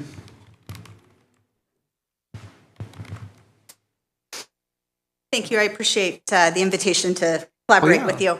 I was not prepared to do a formal presentation today, so I'm happy to field questions, but I did bring a couple of visuals just so you can see what might be expected during our application process. This first one, I just want to give you context as we're talking about view. This was taken from average height man, say 6 feet. 300 feet away from panels with minimal screening. It was in compliance with the county's ordinance where this was built. So, don't take anything into that. But just to give you an idea, and you're welcome to pass it around, get as close to it as you'd like, of what 300 feet away looks like. This was about a year after operation, a year after planting of the screening. So again, they're short, they will grow bigger.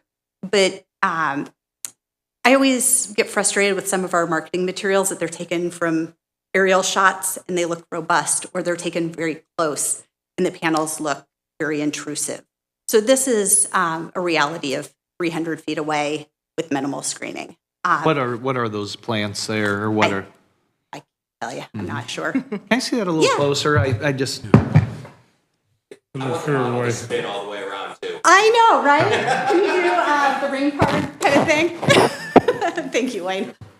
You have to parade around here with that. Yeah. Oh, now Todd gets to be the ring girl. Yeah. See, I like arborvitae a lot better than that. Those are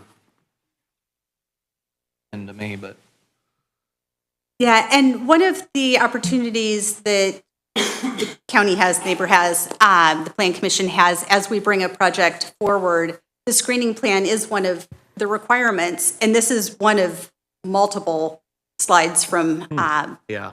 an Indiana project, but it gives examples of the trees, the vegetation, even the configuration options that as the site design continues to be developed, that we would choose from. And again, we can do that in collaboration with the neighbors, with the county. I'll share a story from not terribly far south of here, that when we went to apply for our project, and we did do neighbor outreach, much like how we met Andrew and Jessica and the rest of our project neighbors, getting their input on what is appropriate, what are they currently seeing on their property and on their neighbor's property throughout the county. And we had a lot of comments of the ordinance mandated evergreens, but we also have prairie grasses and these other plants and vegetation throughout our space. Would the project, and the neighbors asked, non-participating neighbors asked, would the project be willing to consider these other methods of screening? And we said, yes, it would be appropriate if the county is in agreement. So when we brought that project forward, we did ask for a variance on the mandated screening plan. We were able to have that conversation, make that case, and they did find that it was appropriate to bring in some of those prairie grasses and other vegetation, and allowed us that latitude. So I'm telling the story largely in part so that you know that it is a collaborative process. We can put best intentions on paper today, but in reality, as things come up, we do ask to have that latitude to make it appropriate. Well, and I think it needs to be. Yeah. Let me ask you this, and Yeah. if you don't mind, another question here, kind of off the subject. I've seen quite a few pictures, and I know this from having a house without gutters on it. The rain comes off the house, hits the ground, and makes a trough, an erosion trough. How are solar panels different possibly from rain hitting them, running down, hitting the exact same spot every time, and maybe washing out? Do you have some type of good vegetation on the ground to keep erosion from happening, or rock, or what do you do to keep Yeah, or so handle erosion? one of the misconceptions is that there's a lot of concrete and gravel and rock. under there, and we don't believe that that's a good use of land. Okay. So what we do, and you can see on, I think this portion, a lot of perennial plantings, pollinators, things like that. And we do take into consideration drainage of the site, erosion control methods. It's an electrical generating facility. We don't want ponding. We don't want erosion of the land. It's not good for the soil. It's not good for the neighbors. Do you have ways to mitigate the Yeah. erosion? Yeah. Okay. And that's a lot of the engineering work and site design work and environmental studies that are going on now and will continue to go on as we get closer and closer to construction. Okay. Yeah, Thank you. yeah. Yeah, could I see that? Yeah, thank you. And again, this one's unique to that particular project. We do treat each project as its own being. Each community is different. Each site is different. Blue spruce, they're pretty. Yeah. I'm happy to go to the tree farm with you, Commissioner. Typically, Trina, Yeah. Ginger kind of rattle or revive my thought here on that. Substations are not typically, wouldn't be located next to a non-participating property owner anyway, would they? They're generally more like in the center of the project. And I can, Wayne, as a developer, may be able to speak more to the location of. Thank you, Wayne DeLong with GNX. Certainly the EDF project here. Certainly substations are more located where that point of interconnection is going to occur. So there will be pieces and components within a project that serve that role, but that ultimate substation, I think is what you're asking about, is more closely related to the point of interconnection.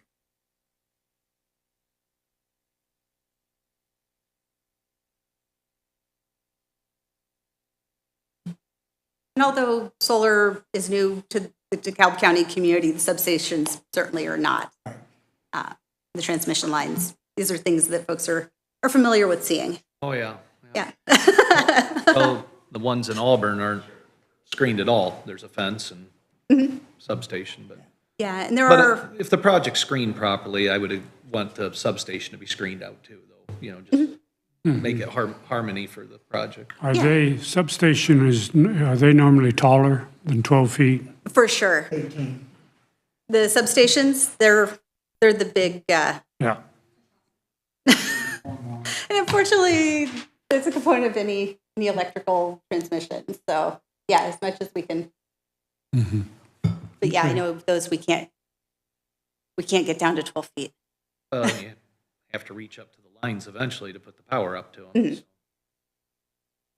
And it makes sense, it'd be closer to those you're gonna be connectors. closer, I think, to the Yeah. lines that you're gonna be Because training. that's a big line. They don't want to run that big line any farther than they No. have to. I understand that. Anything else?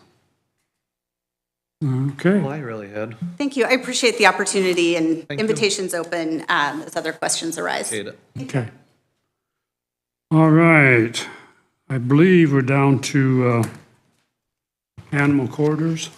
Is that correct? Did you change, so we're just doing adequate screening is what we came up with? Reasonable, adequate. Reasonable. Adequate or reasonably visual something? What's their actual Reasonable term? visual and buffer lighting. can be or lighting. comprised of natural vegetation plantings to provide a reasonable visual buffer and lighting buffer for the non-participating. I like that existing verbiage. residences. I like that verbiage. Got that? Okay. All righty. Including the lighting? Yes, Yeah, I Okay. think lighting should be. I'll send Wells County a thank you note. yeah. Yes. Okay, so then, yes, I would say we are at wildlife Corridors. corridor. I'll start out with just one thing. If there's a county-regulated tile that could qualify as a wildlife corridor, that'll be with a variance 80-foot wide. Oh, yeah. The other, just sitting here thinking, and I'm thinking there should be maybe a break every so many feet. And I don't know whether that's a quarter mile, half mile, or whatever that might be. You'd have to have a corridor across a particular section of panels. I'm not sure how to verbiage that or what that number should be, but that's just thinking off the top of my head. I'd actually like to add that into the flexibility though, because you get a pie-shaped lot or something and say, okay, we gotta be every 200 foot or something. And then you've just pretty much eliminated that field, because if you do one here and here and cut it up and it's already cut up, I think again, when this goes to the plan and they prove it and they send it to us and we look at it and go, yeah, very good project. This is good. Or no, this one just doesn't work at all and here's why. Or it works, but only if we do this, this, and this. Well, it should be part of the development plan. That's what I'm And then go saying. through plan commission and it comes out. Exactly. If it's adequate, it's adequate. and If it's it'll be not, it's very not. Obvious if it's not. Yeah. I think wildlife, we've put in, there needs to be wildlife corridors, and like you said, if it's a regulated drain there that's plenty Right. wide, if not, 80 foot, you can run a herd of elephants. yeah, Yeah, and another situation might be a participating property owner next to another participating property owner, do the 30-foot setback on that property line, Sure. that could qualify as a animal corridor. So there absolutely. could be a lot of different scenarios that could Yeah. be, I just hate to put something in stone that we just have to give an exception to later. Yeah, you can't cover all of those no, minute details in an ordinance. It just no, you're right, doesn't work. you're right, I agree, I agree. So you kind of got that? That it would, Andrew shook his head. Well, whatever the wildlife corridor language was that they had talked about, that they've updated, we're fine with, is what I'm hearing. So I'm okay. Okay, so what we have here is good. Yeah, I like what we have already. okay. Okay, And I think that's it. anything else in there that you'd like to address before we move on? All good, all good. Ginger, you want to come up and, Hobbling back. I'm Ginger Miller, 7348 County Road 46 Butler. Thank you for letting me speak. I just have a couple of topics I'd like to talk about. One is property values. Mary McClinton Clay, MAI, who's a licensed appraiser in a different state, has done some great work and compiled a lot of case studies on various aspects of industrial solar. She concluded that there's up to a 30% property value decline regarding properties within close proximity of an industrial solar site. I'm a local realtor and I've talked to many local appraisers. I believe it could be even higher than 30%, especially regarding the properties closest to these plants. Here are a few case studies that Clay has noted in her reports. 1, solar developers use the neighbor agreements to limit local opposition to their solar farms. The Western Mustang Solar Agreement consisted of a monetary offer of $17,000 to adjacent property owners to not oppose their solar farm. 2, the Lighthouse BP Neighbor Agreement offered between $5,000 and $50,000 to adjacent property owners, depending on the proximity to their farm. Thirdly, the Posey Solar LLC agreement's offer was equal to 10% of appraised value for neighbors within 300 feet of the solar field, plus an annual $1,000 payment or $35,000 for the life of the project. Apparently, Posey Solar considers any property within 300 feet of a solar farm to be at risk of value decline. These payments are significant because the developer's own appraisers have determined that solar farms will have no adverse impact on adjacent property values. However, the payments can only be interpreted as implicit knowledge or the admission of value impairment or decline. And then the other thing I'd like to talk about is property rights. We obviously all want to protect property rights. However, neighbors or non-participating owners have property rights as well. In Indiana code, it partially states that a nuisance is defined in part as offensive to the senses or personal enjoyment is lessened by the nuisance, and that a civil action can take place. So as essentially to interfere with the comfortable enjoyment of life or property is a nuisance and subject of an action. The right to the use and enjoyment of the land is a broad category that generally includes 4 different types of harm. I would like to mention 2 of the 4. One is mental disturbance or annoyance, and secondly, interference that causes economic loss or depreciation of the property. Okay, so if you want to pass out that first stack of photos. Today I brought examples of what most DeKalb residents want to see and why they wanted to move to the county. I want you to really look at these photos. How do you feel when you look at these photos of our precious DeKalb County? How do you feel? Peaceful, serene, calm? This is what is bringing people to DeKalb County. And then there's a second stack of photos. Now look at these. These here are photos of industrial solar. This is not what one wants to see in rural DeKalb County. Two of those photos show personal homes right next to this industrial solar. This is what it'll actually look like. And then when you look at these photos, how do you feel? Stressed, angry, betrayed? This will drive DeKalb County residents out and property values to decline tremendously for those who are in close proximity of these industrial sites. Look at the substation photos. These are photos actually given to me by EDF Sculpin at the Butler Library when I asked what a substation would look like. And this would be directly across the road from me, and there's approximately another 7 or 8 other families that would have to have this right next door. Who would want to live next to a substation? How are we going to be able to sell our property when and if the time comes? One of you said in the last commissioner meeting that you could deny any project if it's not the best use. There's no common sense being used with the green energy projects the federal government is trying to push. We all know that green energy is not green. Let's not be a pawn in this farce. There are many areas of the country and here in Indiana denying solar because they know it's not efficient power. It's not worth the destruction of acres and acres of good producing farm ground and the many other valid concerns. Please do not allow industrial solar here. Thank you. Thank you, Jean. Thank you.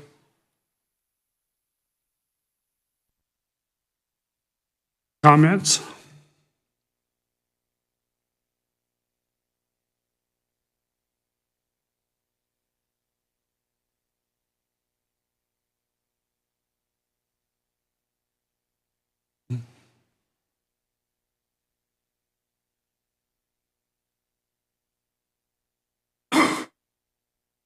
Oh, Bill kept it.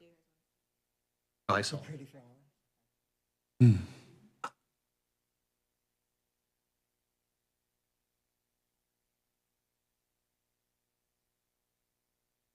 Okay.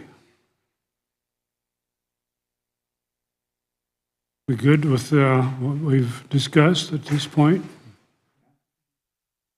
Okay, we're moving on. Okay. Next step. Yep. You get us another version written up with, So I will update what you guys have said and get it to Chris. get it back to us. Discussed And at the plan commission meeting, has public hearing. Favorable, not favorable, or recommendation. Have you guys voted on this particular recommendation? I don't know if I. No, we might wanna- have. You might want to approve the recommendation as amended, just to Okay. have it in the minutes that way. Would that be a motion then, or just? Yes, I don't care either way. I think we have a consensus to send Yeah, we can motion Okay. it when it comes back. Yep, that's Maybe- fine. And Chris will Okay. be here it. Yeah, at 'cause we gotta that push it time to him also. anyway, so. I give him a chance to review We it. have a consensus to push it to Chris then, right? Right, Yeah, I right. Consensus to recommend it. Got it. Yeah. Yeah. Okay. So, yeah, I let's don't know that do we have consensus 100% now and agreement, next, but I think it should go for discussion. Okay, yeah, there you are. next Monday Right. we'll motion it and send it on then to Chris. Okay. Planning Commission. Okay. Ben. Good morning. What you got today? Well, good. You turn the snow off for Wednesday, that's all I care about. I'll make the call.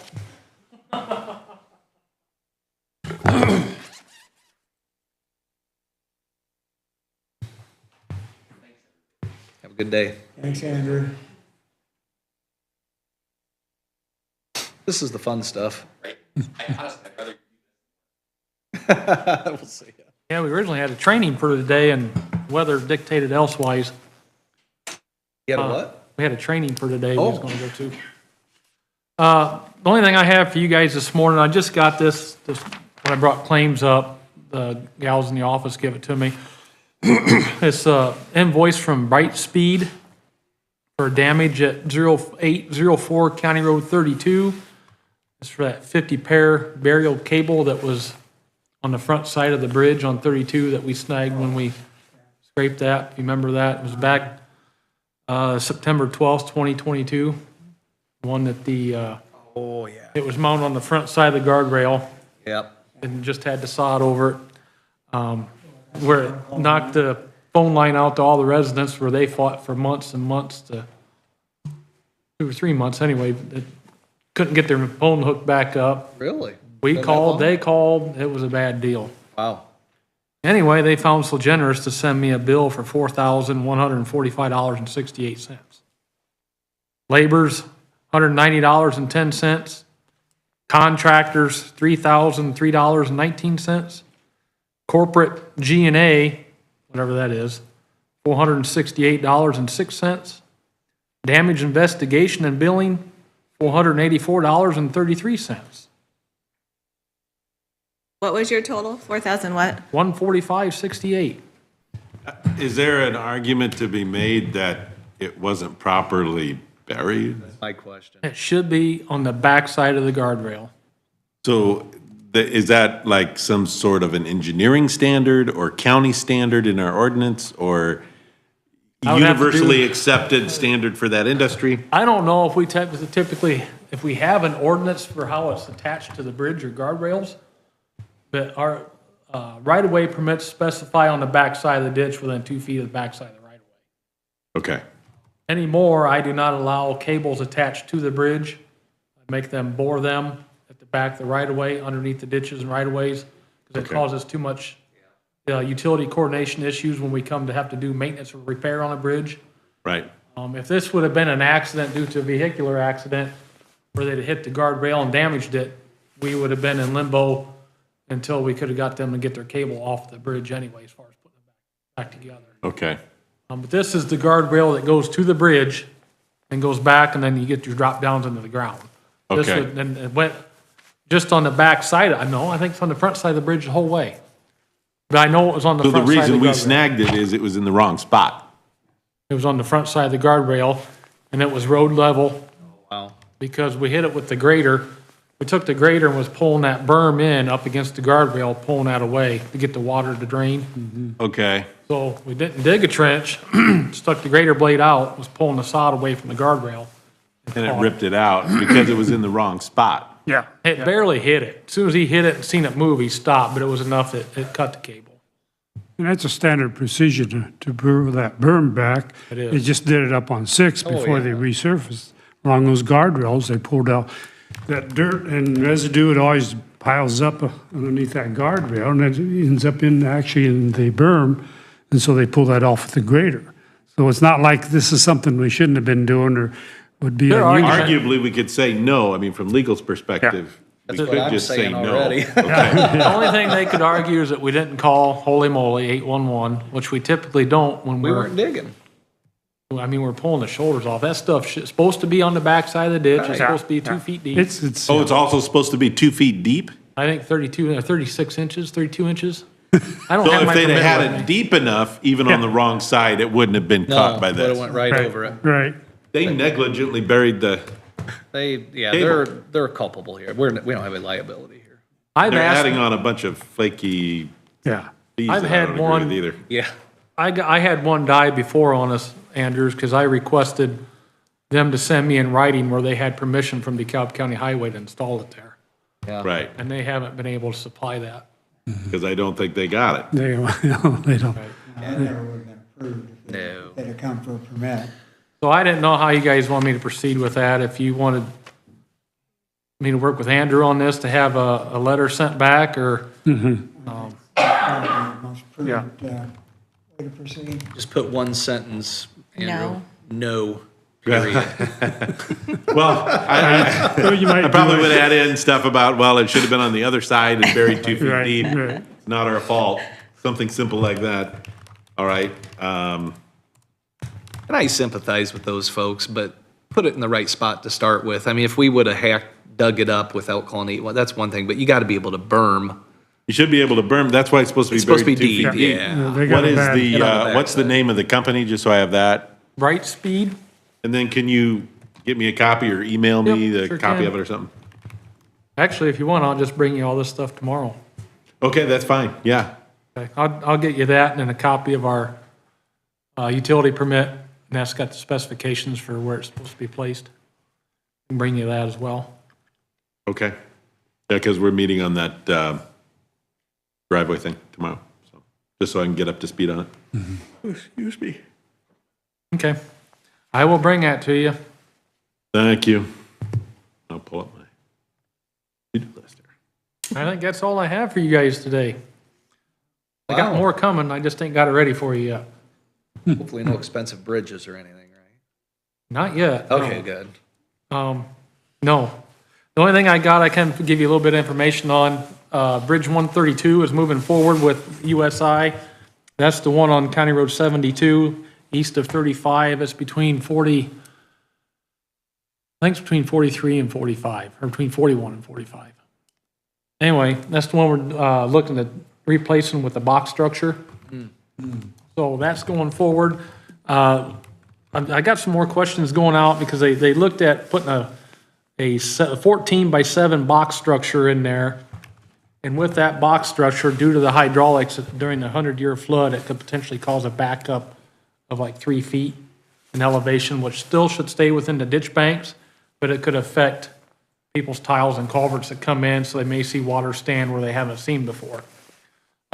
He recommended doing a 19 by 8 box structure. I think it was 19 by 8, which would allow a 100-year flood to only back up 3 inches. My question to him was, anything that's 20 feet or over is classified as a bridge, regardless if it's a pipe or a box structure. So if that is across the bridge perfectly straight, we'll be fine. If that goes across the bridge in a skew, it goes by the 20 foot under the roadway.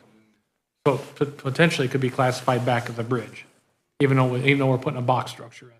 So they're supposed to get me drawings back and see, make sure we can get it straight across, or maybe work with the size if we can, according to the hydraulics.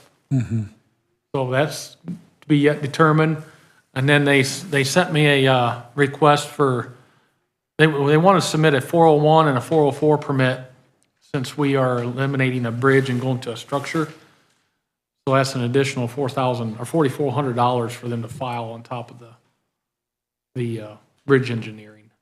We kind of got to have it, I'm afraid, especially if the DNR or IDEM would see that we eliminated a bridge and had a small structure there, it could cause a little bit of a panic or a havoc. I think it's worth it to cover our trail, and get them 2 permits. Originally, it really wasn't required, but I think doing that and being on the Allen DeKalb County line as well, I think it would be warranted, just in case there's ever a drainage issue as far as extra water or a backup. We had all of our permits filed and was fine. So I can move forward with that. Is a box structure and a small structure considered the same thing? But by Yeah, go ahead. same term? We did.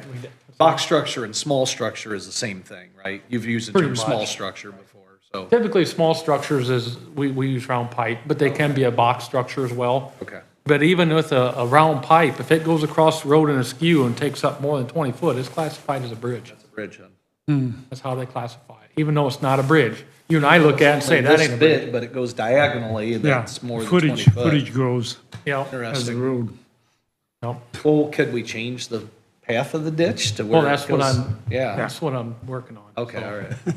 Because before, when we was at 14 foot, there really wasn't no question. But now, since if we're going to go 19 foot with a box, Gotta if be that's straight skewed, across. yes, there's not much room for error. None. 6 inches on each side. Which, I mean, if it was off a smidge, no, it probably wouldn't be that big a deal. But if we really skewed it, it would be classified as a bridge. Do we know what angle would consume that 12 inches? Don't, because I don't I'd even have to lay it out remember. on a graph probably to figure it out. I don't even remember if it, I don't know, I was out there and I was underneath that bridge, but I don't remember. Don't remember. I was gonna pull it up on Beacon, and then I didn't get it done to see what it kind of looked like at present. Whether that, because the waterway is gonna be, you kind of get an idea going by the water. And, I mean, if we, that could be something that's permitting too, is if we have to reshape some of that ditch to get that straight where it Yeah. crosses the road, I think we could do that. Well, and that wouldn't be a problem unless there's an erosion problem, they could control that with riprap if we have to. But it would, when you turn that water, there's always that possibility. I know it skews to the north, heading back towards the northwest, but I don't remember what it did on the south side, 'cause it was so growed up over there on Allen County side. Yeah, it ain't been cleaned in quite a while. Brush and debris and, so, and then Bridge 57's moving forward. I'm hoping to have that one ready to go out to bid probably within a month, is what I'm hoping for. Right now, I filed for permits with ODOT for Ohio for the detour. Because 40, I don't have, since it's a state road 249 in from Ohio on our 40, there's a lot of truck traffic that comes that way. I have no detour. It's all basically gravel roads except for 75, and I don't want to run that truck traffic that way. So we're going to detour up 49 US 6, back to State Road 1 and back south will be the official detour. And then the unofficial will be probably 75 south down to 8, back up around. So we got to get that all squared away with Ohio, and we should be moving forward with that one as well. And then the bids packets for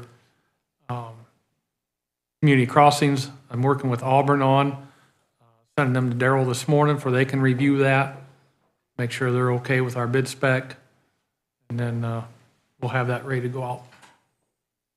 Okay, because that's got to be out, what, the end of the month? It don't have to be, I want it to be. I want it done by the 1st of February. We've got 4 months from the award to have it bid and under contract. Okay, So the award was what, 1st of December? So we got January, February, March. By April, we'll have to be under contract. But I want it bid before that, if I can get on contractor's books and hopefully get a better bid on it. yeah. Okay, It's a little bit different because we had to put a mandatory alternate with Auburn specs and then my bid with my specs, but yet then it's going to be billed separately.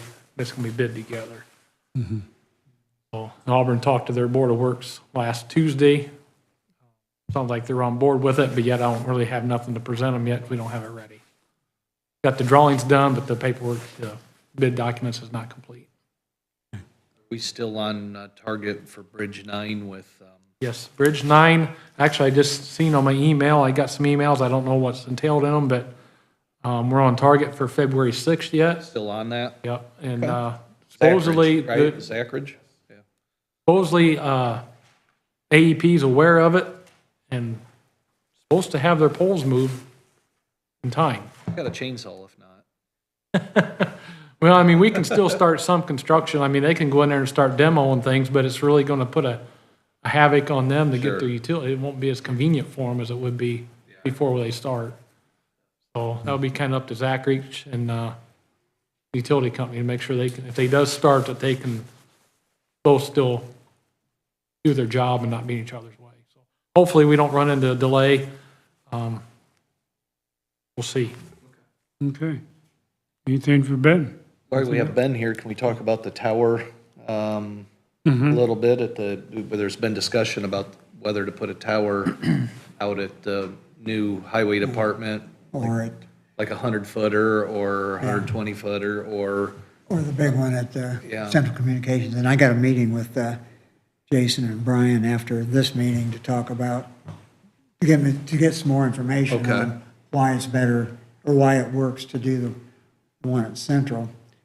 And there's been some changes with AES too that have some effect on that, but regardless, we're still gonna need, from what I read though in the report, we're gonna need at least a 100-foot tower even to bounce off of Central, right?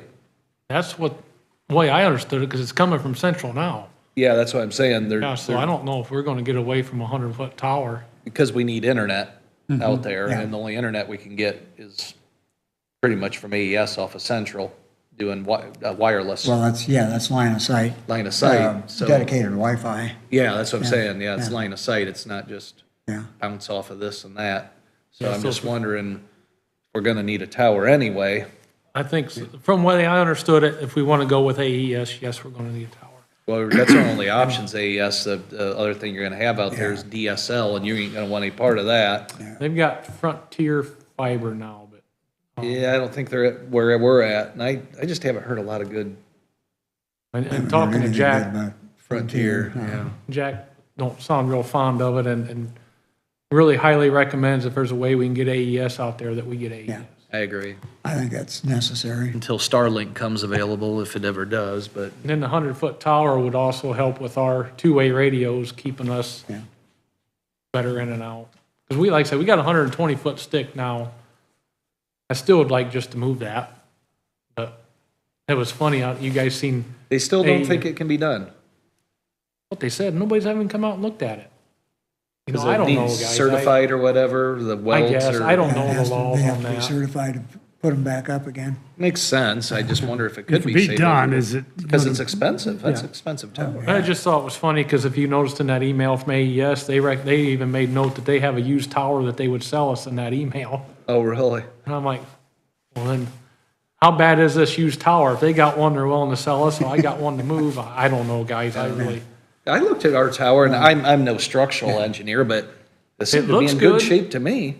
I mean, I suppose they do some type of magnaflux or eddy current inspection to it to make sure it's not coming apart, but Some kind of expensive mean, if- study, I'm sure. if it's gonna be $100,000 to put a tower in, and only 20 grand of that's labor and material, it'd sure be nice to They'd have to put bring the our pad $80,000 down. tower, because Auburn don't want that tower, No. so. I don't know anybody, I could maybe reach out to J&K besides ERS, or even ERS, and actually request them to come look at it. I think we ought to have someone look at that old tower and see if it could be used. I don't know, guys. Up to you. And look at whatever regulations we're looking at that we have to comply with, for sure. Yeah. You know, I don't know what its wind loading capability is if we hang wireless tower or equipment off of it. It's a little dish, about that big, Is that all it is? for the AES. That isn't and then much wind the load. whip's on there already. Yeah. I think it's I don't know, I've never seen it on the ground. It looks like maybe an 8 or 10-foot antenna whip at the top, you know, yay big. I've been told one thing about that older tower, is it looks good on the outside, they deteriorate from the inside out. That's true. That's possible. And That's how what do I'm we saying. determine how much deterioration? We wouldn't probably know that until we tear it down. And then if we get it down, it's, well, it's not worth putting back up, and then we wasted that money. So I'm not sure, I understand. just go with the new tower. It sounded like the base didn't have to be that big for a 100-footer. Did I read that right? Like, I don't remember that, Bill. there was something about that. It wasn't, had to be as big a base. Really? More just maybe a bore and concrete and, Our base is about a 8-foot triangle, probably. yeah, probably 8-foot triangle. And I'm not sure we'd need that much base with a 100-foot tower. But according to what I read in that email, but I'm not sure I had it deciphered properly. And I know when they power washed that and painted it, they said it was really great shape yet. And that was 3 years ago, probably. I wonder if they had a way of determining that inside condition, inside the tubes. It's not, it's a I don't know. tubular frame and you Yeah, can, you know. hollow How to get in inside. there. And I understand that. It just seems funny, but I get it. I mean, Mm-hmm. and where it's going to be setting at, it will be closer to US 6. So if something was to fall, it potentially probably could end out that direction. Because we're going to put it at the corner of the building 2 there. Right. So if it did somehow fell north, it would probably cross 6. Mm-hmm. So, You but that first quote we got from ERS was very reasonable for a tower. And I don't know whatever happened to that quote or why we can't get something very similar to that. Because that was remember how long that was? Was that 120 or 180 footer? It was 120. And seeing that would be fine. 100 or 120 Right, and I think, what, that was 85,000 or something like that installed. installed? Yeah, I thought that was awful cheap. I I know it. thought they had to miss something somewhere, but Like a zero? There's not that much to it, though. I mean, No. not really. It's, you stop and think about fabrication-wise. yeah. There's not that much Someone to could it. weld that up in a Yeah, day. yeah. Good These guys welder. probably, yeah, right.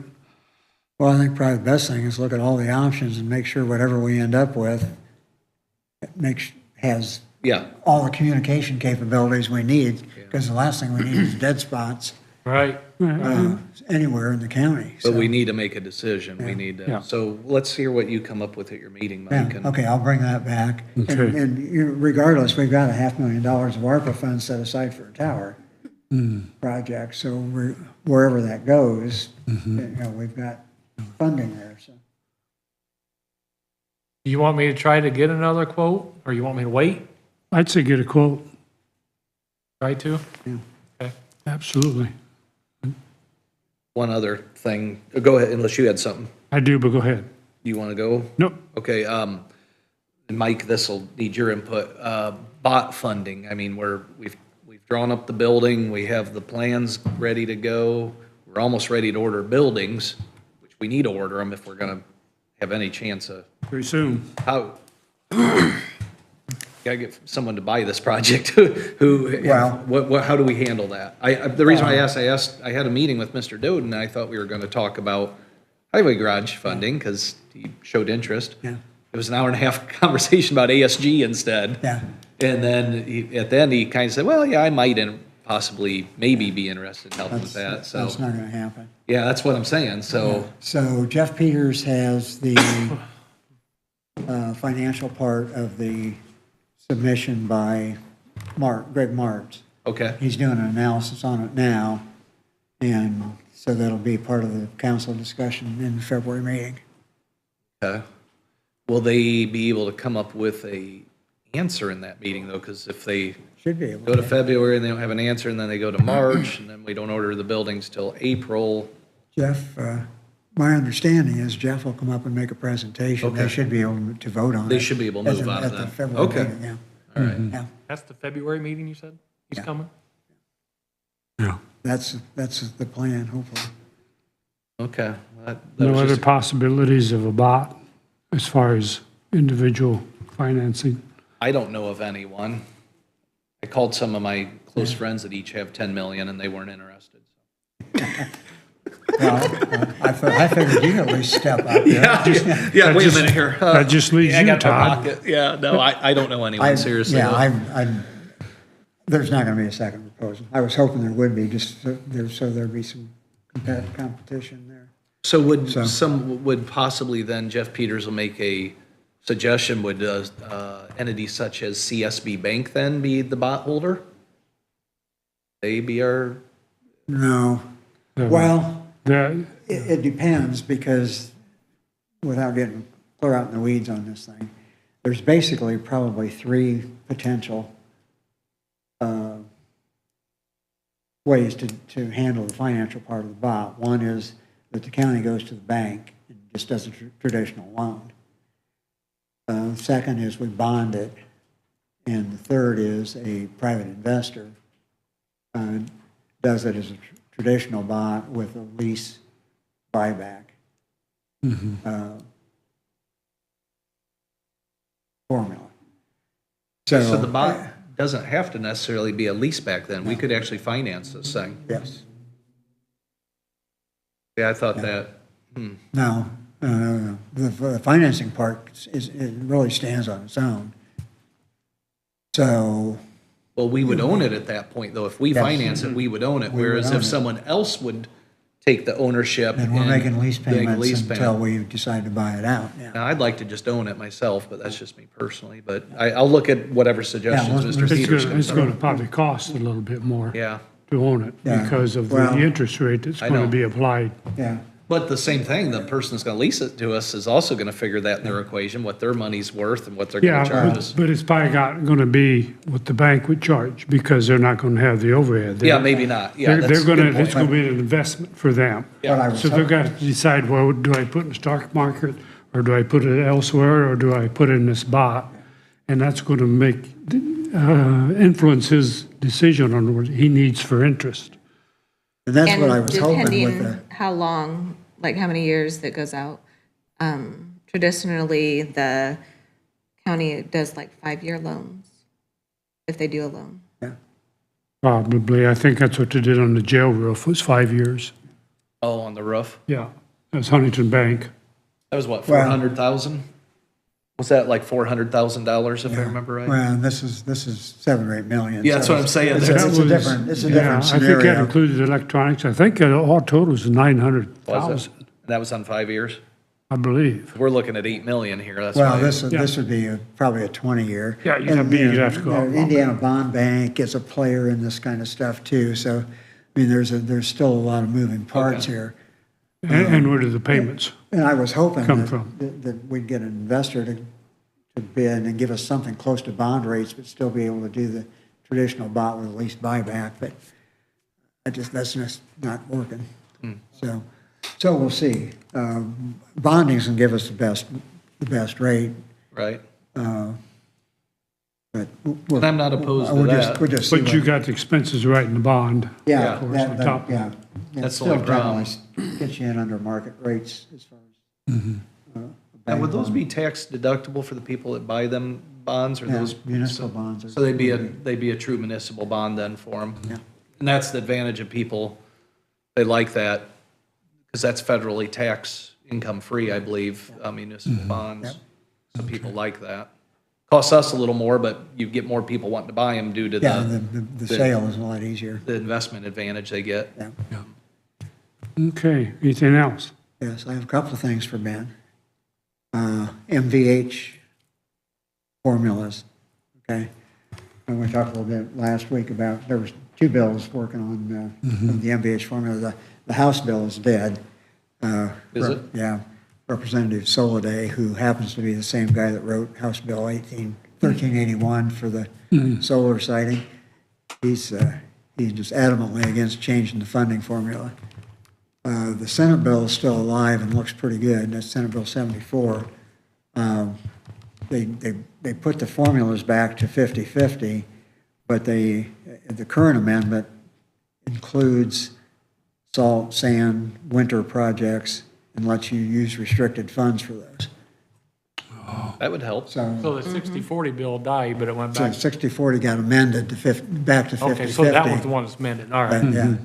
So it might be back to 60/40 just by that. Well, being yeah, allowed. in Yeah, effect, you got the theoretically, or- same thing. It satisfies everybody in the areas, like in southern Indiana, where they don't have to worry about that. Not as But much. But it gives Never us. thought about that. The northern counties a break. That was one of the big gripes about it. Yeah. It was one for everybody, the same for everybody, and it just didn't cover us very well. That's a good point. I never thought about the Yeah, southern we have a being lot of different. expense in salt and sand. Yeah.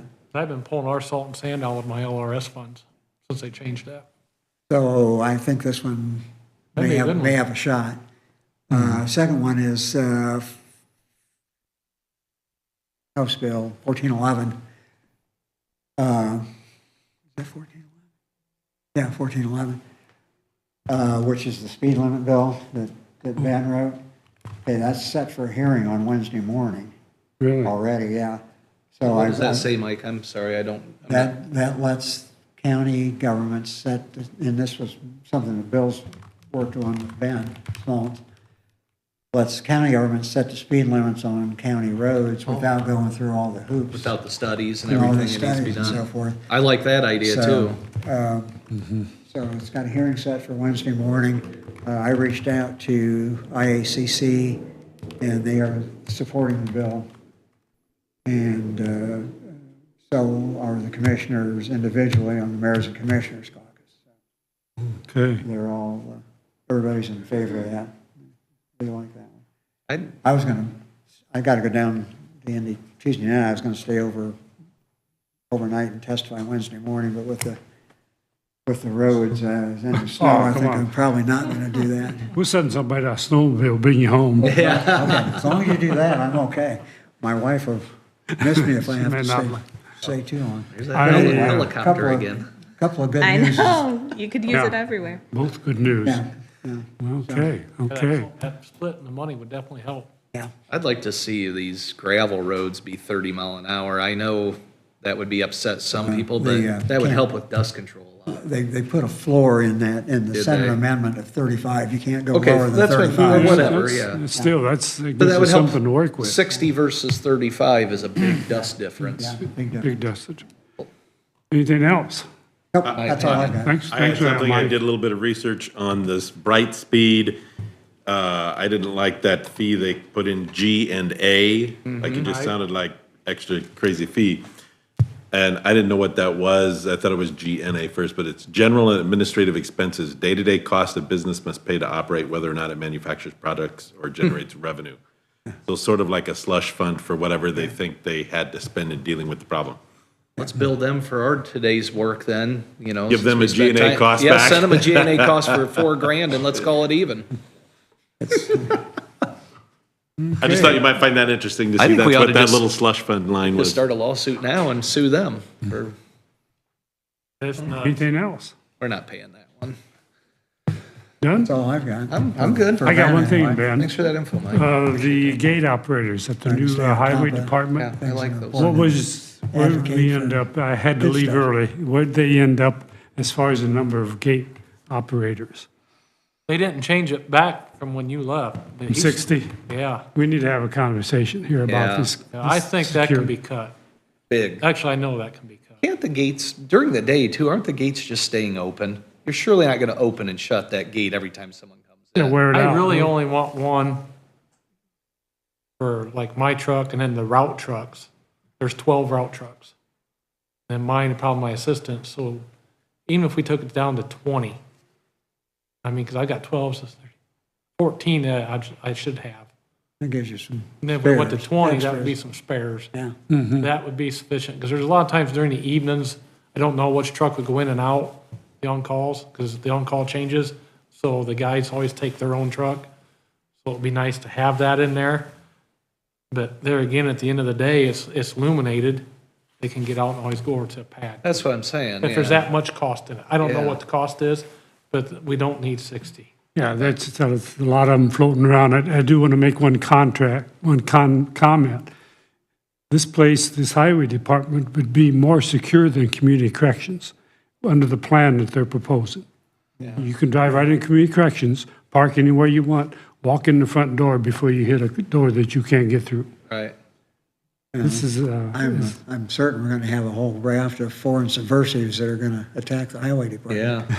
Yeah. You're armed out Took there, out right? a But there- lot there- of there are- cameras. We took out a lot of keypads, a lot of cameras that really wasn't warranted, Mike. Oh, I agree. I'll tell you, that's, a good example is Central Communications on how not to build a building or community corrections. The heating system being too complicated and then the air conditioning system out at Central, along with the gate that wasn't properly installed, just all that, too much complexity. you want to get with Ryan, or do you want me to email him and I can send him an email. send him an email per the commissioners? We do not need 60 gate controllers. Oh, you want to go for 20? Let's go for 20.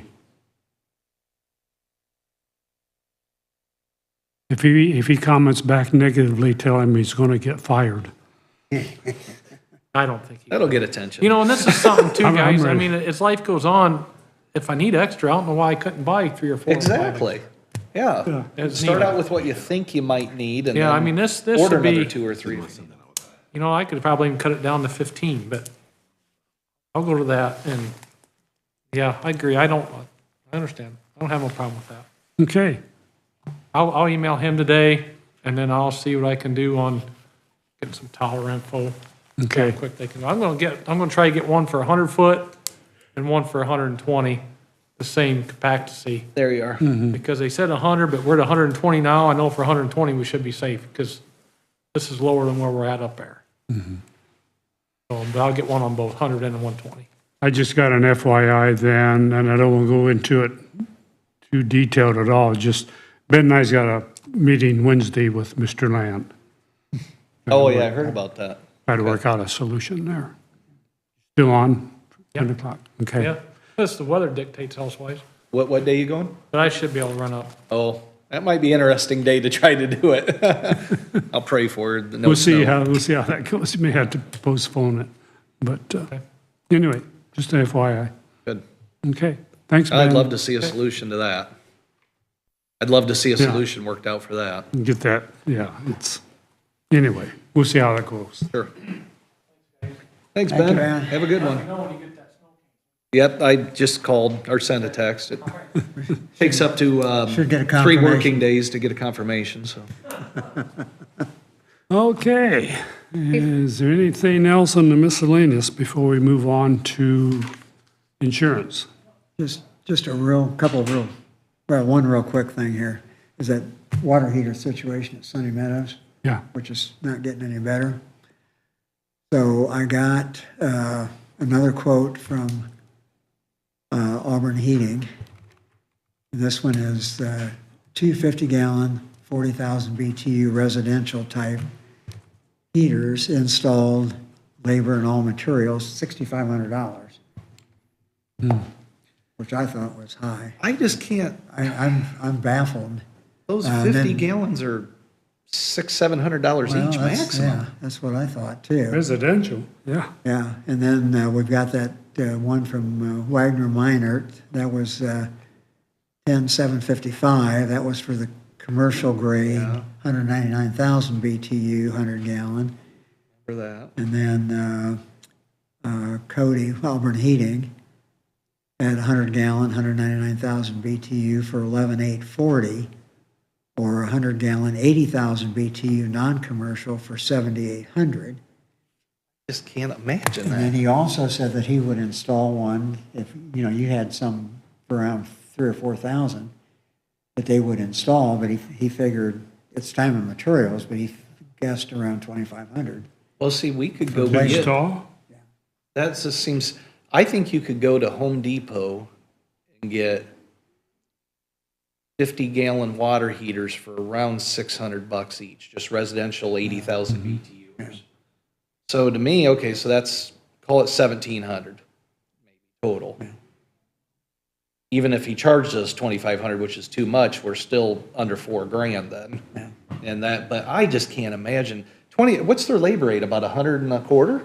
I don't know, labor's not broken out on any of the quotes. I know, I but- don't know, but it's, I think 100 and a quarter ought to catch it. If you talk at 2,500, divided at it's 100, 20 hours. that's 20 hours. I can't imagine it's more than 8 hours to do that job.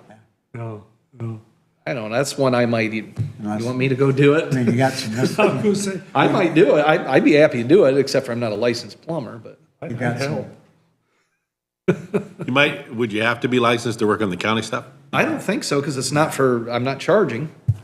I'd be happy to do it. I mean, I don't want to take, you got some miscellaneous parts. oh, for- yeah. for- There's gonna be a couple $100 doing worth of service, parts. and You got to do a second gas exhaust. And I assume these Yeah, are but still. standard efficiency ones that are Yeah. just direct vent. Yeah. I mean, so you do a combined hood, 2 that go into one, and then 2 gas lines, split off the gas, I mean, maybe $150 in parts, 200 at the most. I just can't see that being right. And I love Cody. was, yeah. Auburn Heating has They've done a been, great job for us, but I'm just. I think they're off on this one. Have they actually seen the job, I wonder? You mind if I call them? No, Just- go ahead.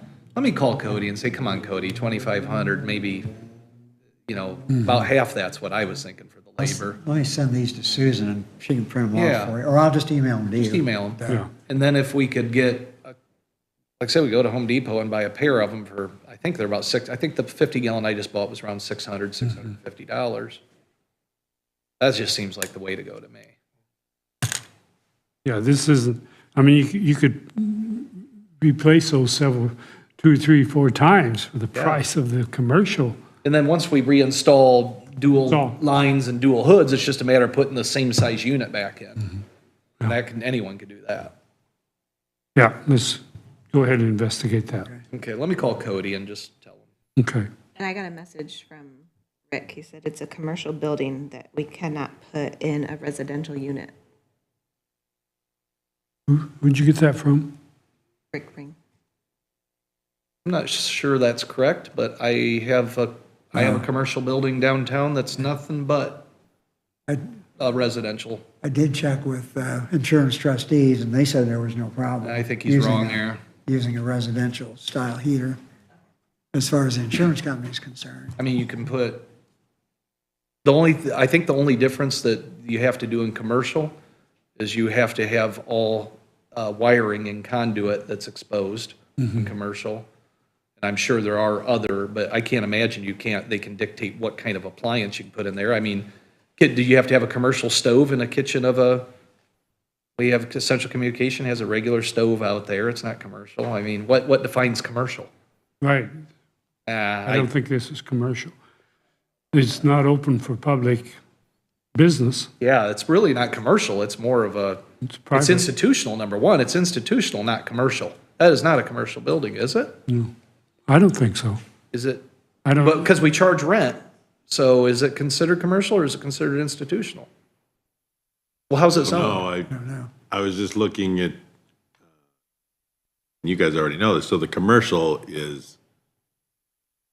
says residential are designed to be used on demand, constant use required in a commercial setting.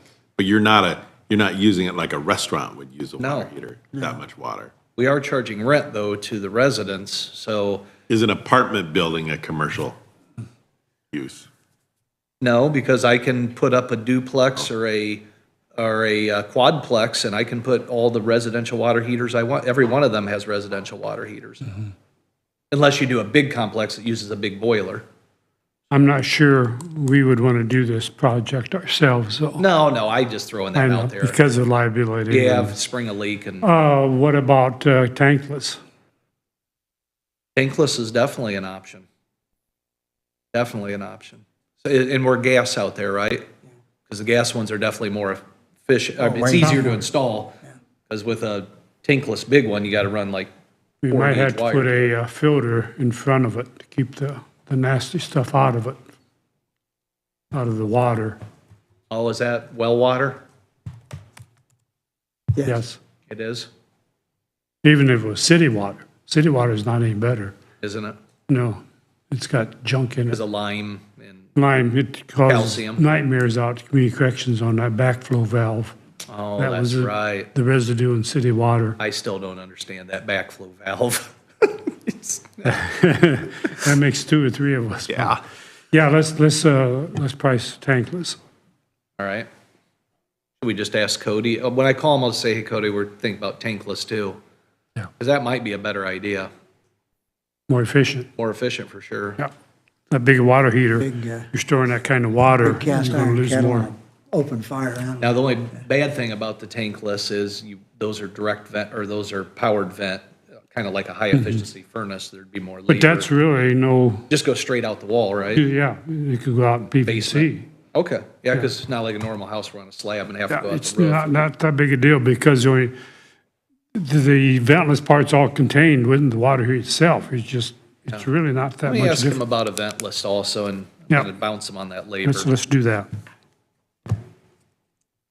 Okay, we ready for the insurance discussion? Okay, wait. Can we let Ally introduce herself? Oh, yes. Real- Come on, you sure? This could take a while, though. I'm good. Okay. You promise? All right. Hi, Ally. And then I have I know who two you are. other things. Get to it real quick. I don't care when I do it. I just want you to know I have two All right. more things to do before we are done. He's here, and let's get him up here and come on up and have a seat.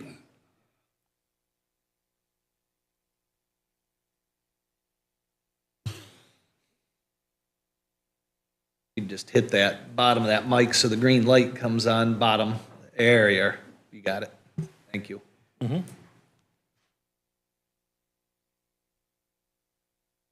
Okay, we are talking about, of course, self-insurance. And the plan that I don't know if I call it a plan, the concept we are looking at is a strictly co-pay situation. And under that scenario, the county would put up the funds, a pot, so to speak, and there would be no deductibles, no co-insurance, basically. It would be strictly a co-pay, and that would be adjusted to whatever would be required to cover their share and the county's share of the insurance cost. And those co-pays could be variable. there's a lot of other different particulars involved in this that we may not be at liberty to discuss today, seeing how the other company is not in attendance. But want to get your thoughts. Dottie, you want to come up and grab a mic? Kind of get your thoughts and Sure. whether this is something you could see as would work out for us. We want to simplify the process. Too many employees do not know what they have insurance. They do not know where they're at in the copay. They do not, or the deductibles. It's always like, so that's what we're thinking. And we're thinking something along, and this is just a number that I've thrown out, is a 30/20 or a 30/70 copay. But like I say, it would vary. One of the things that would vary on would be the emergency room. That would be a higher copay on the employee, on their part, because we want to eliminate as much as we can these emergency room visits, because they are expensive. And we've had way too many of them. People would rather go to the emergency room than go to a family doctor. And that's something we want to make changes to. So your thoughts? The devil's in the details, Commissioner. Well, absolutely. So first off, the county can have any plan design they want. I mean, you can have any type of plan design you want. I'm not an actuary. I'm just a registered health underwriter, but based on how you design it, it could be less expensive or more expensive than what you have now. And I assume that the two plans you have now, Dottie was nice enough to share those with me. One's like a traditional PPO plan, and the other's like what's called a qualified high deductible health plan. It's got a higher deductible, and then you have an HSA Right. associated with it. Okay. Are the employees not happy with those? Are there complaints that employees, they don't like how much their out-of-pockets are and so forth?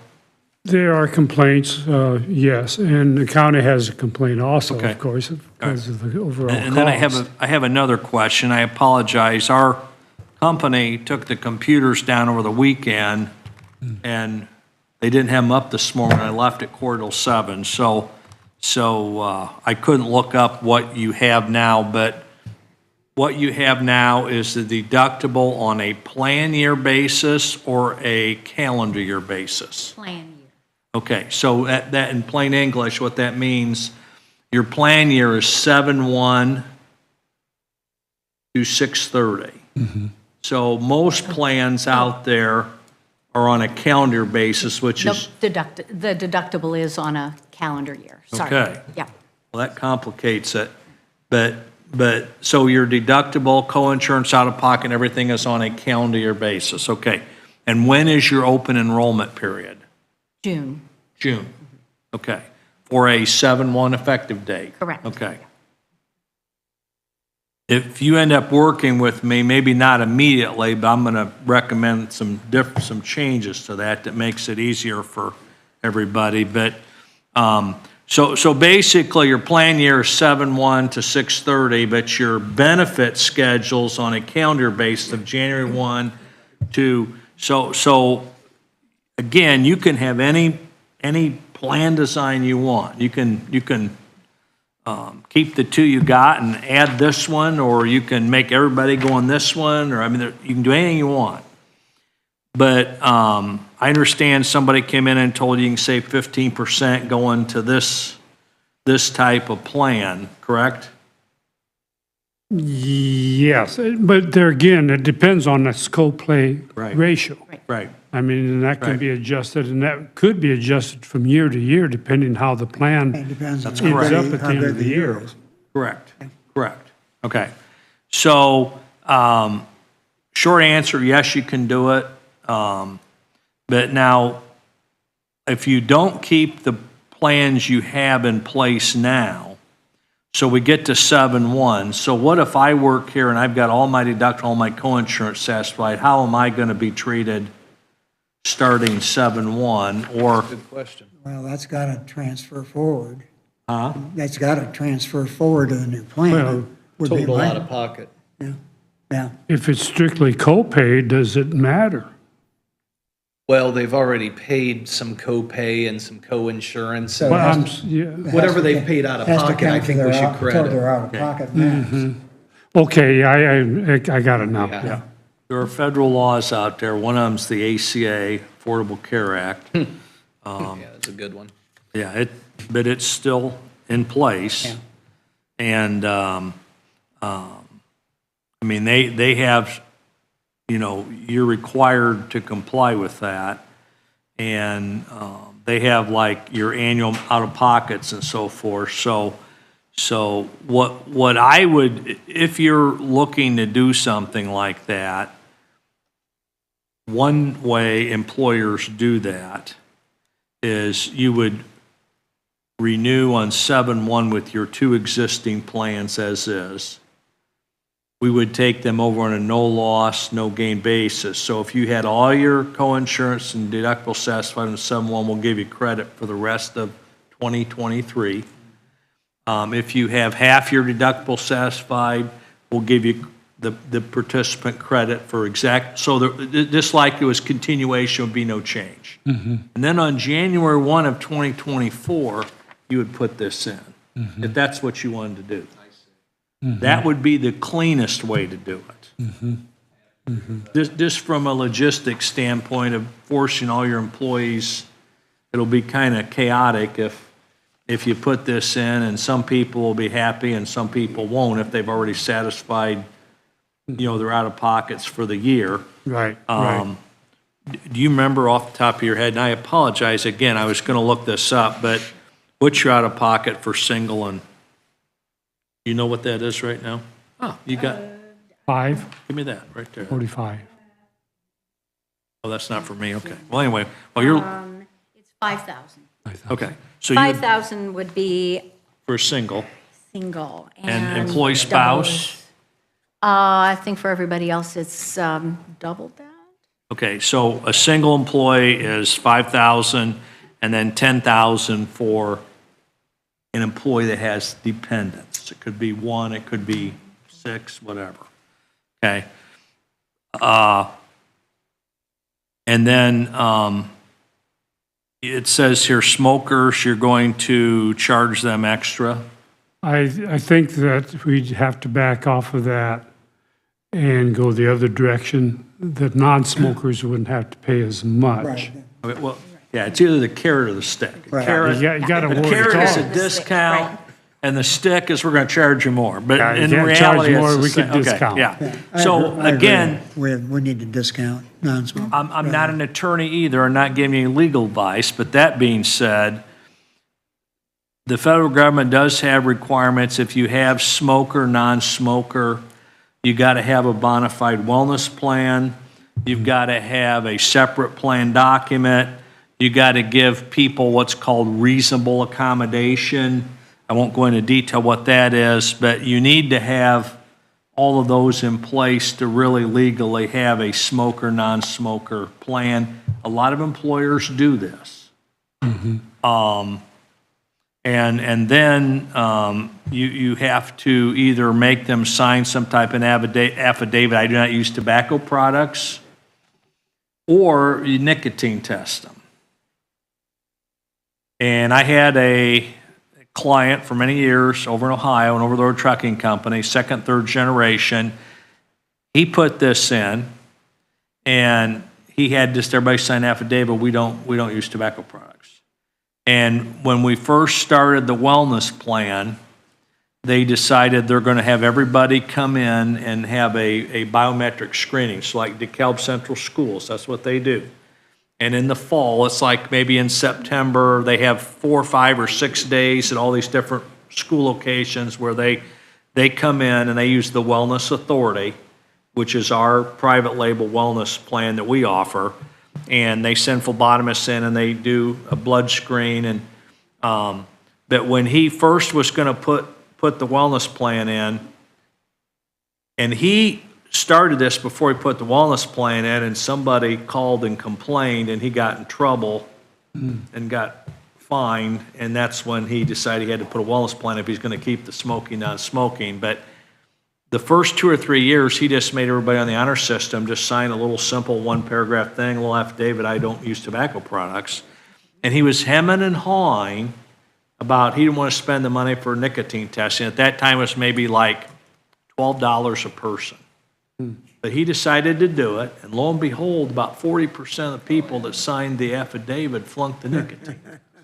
He couldn't believe it. He said, these people have worked for me for like, I've known them since, some of them since I've been a kid. They work for my dad. I've known them for, 30, 40 years. And I said, well, Larry, that's, so anyway, but a lot of employers out there do have smoking, non-smoking, and you can do it a lot of different ways. You can structure it, but if you do that, you do need to comply with these federal requirements.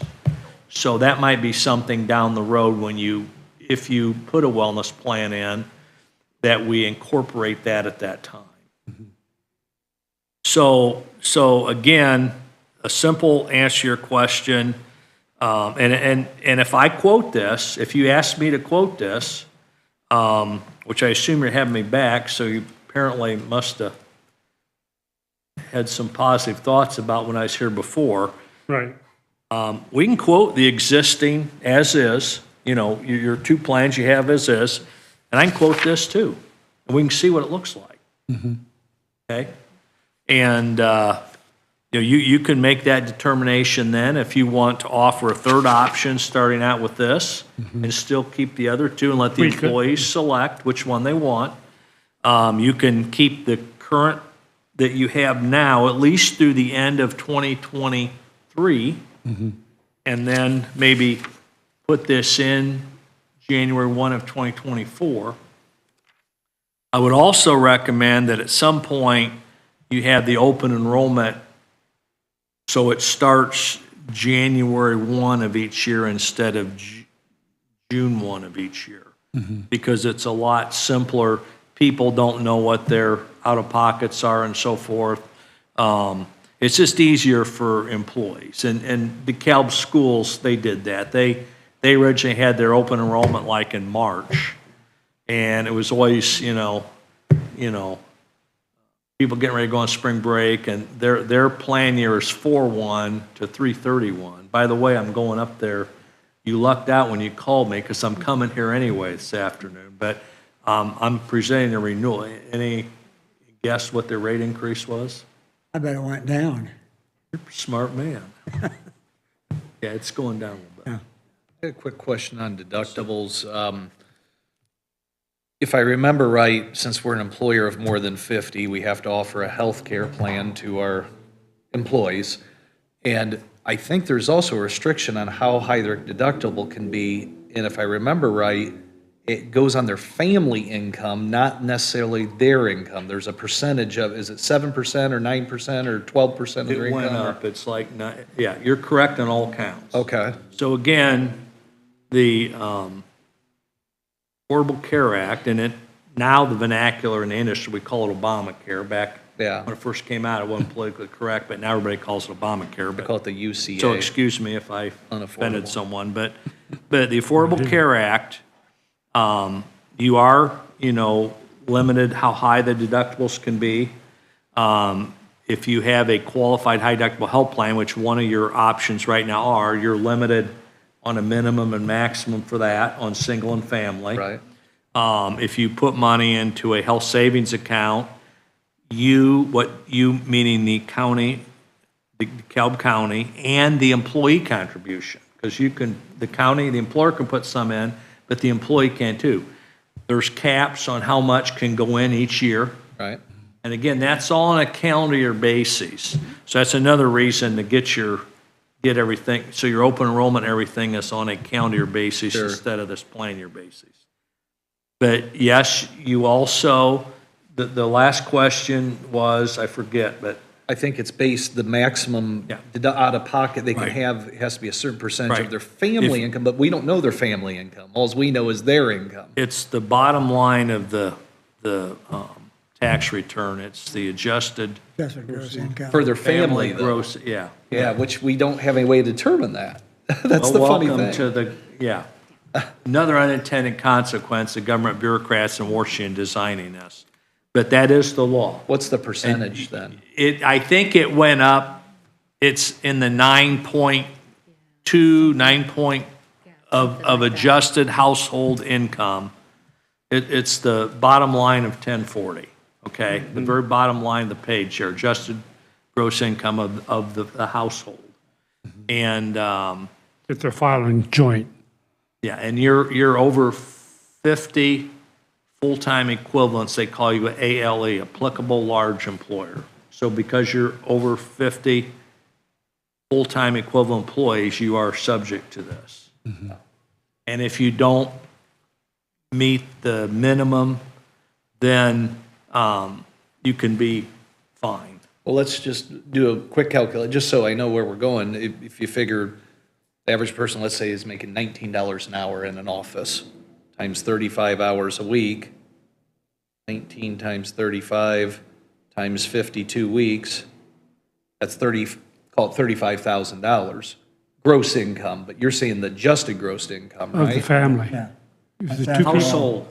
Household. Right, but let's say we don't know household and we don't want to be violated, so we about have to go by just their income.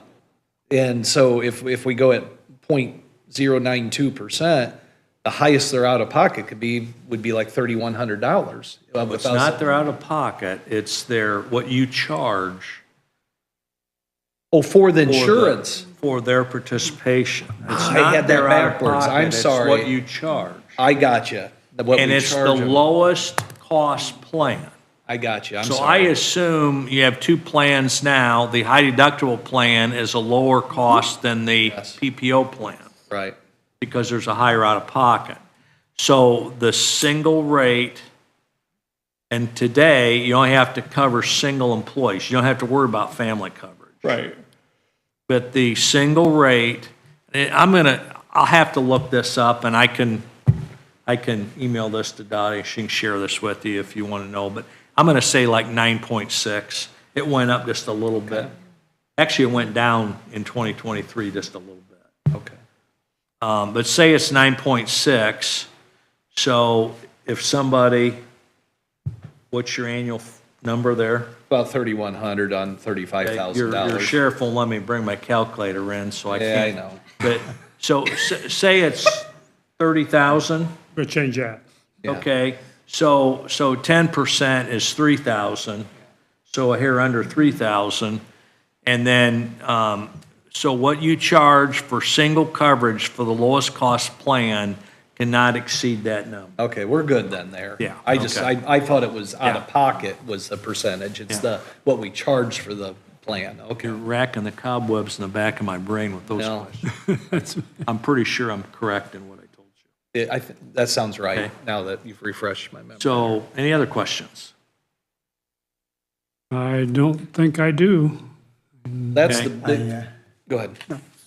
I did have a brief discussion with Peters? Peters about participating in the clinic, and I think I've got to talk with Steve Snyder. That's really his call, but which I intend to do this week. But I think there's some enthusiasm for partnering with the.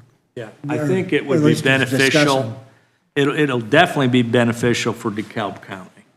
And I think it will be beneficial for them too, because as I shared with you, I've had Central Noble schools for a long time, like 25 years, one of my longest clients.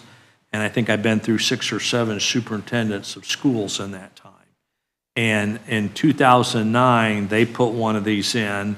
They bought the building across the street from their administration building in Albion, and they got the Noble County government to go in with them, and they have what's called an interlocal agreement, Yep. which is pretty common between governmental entities in Indiana.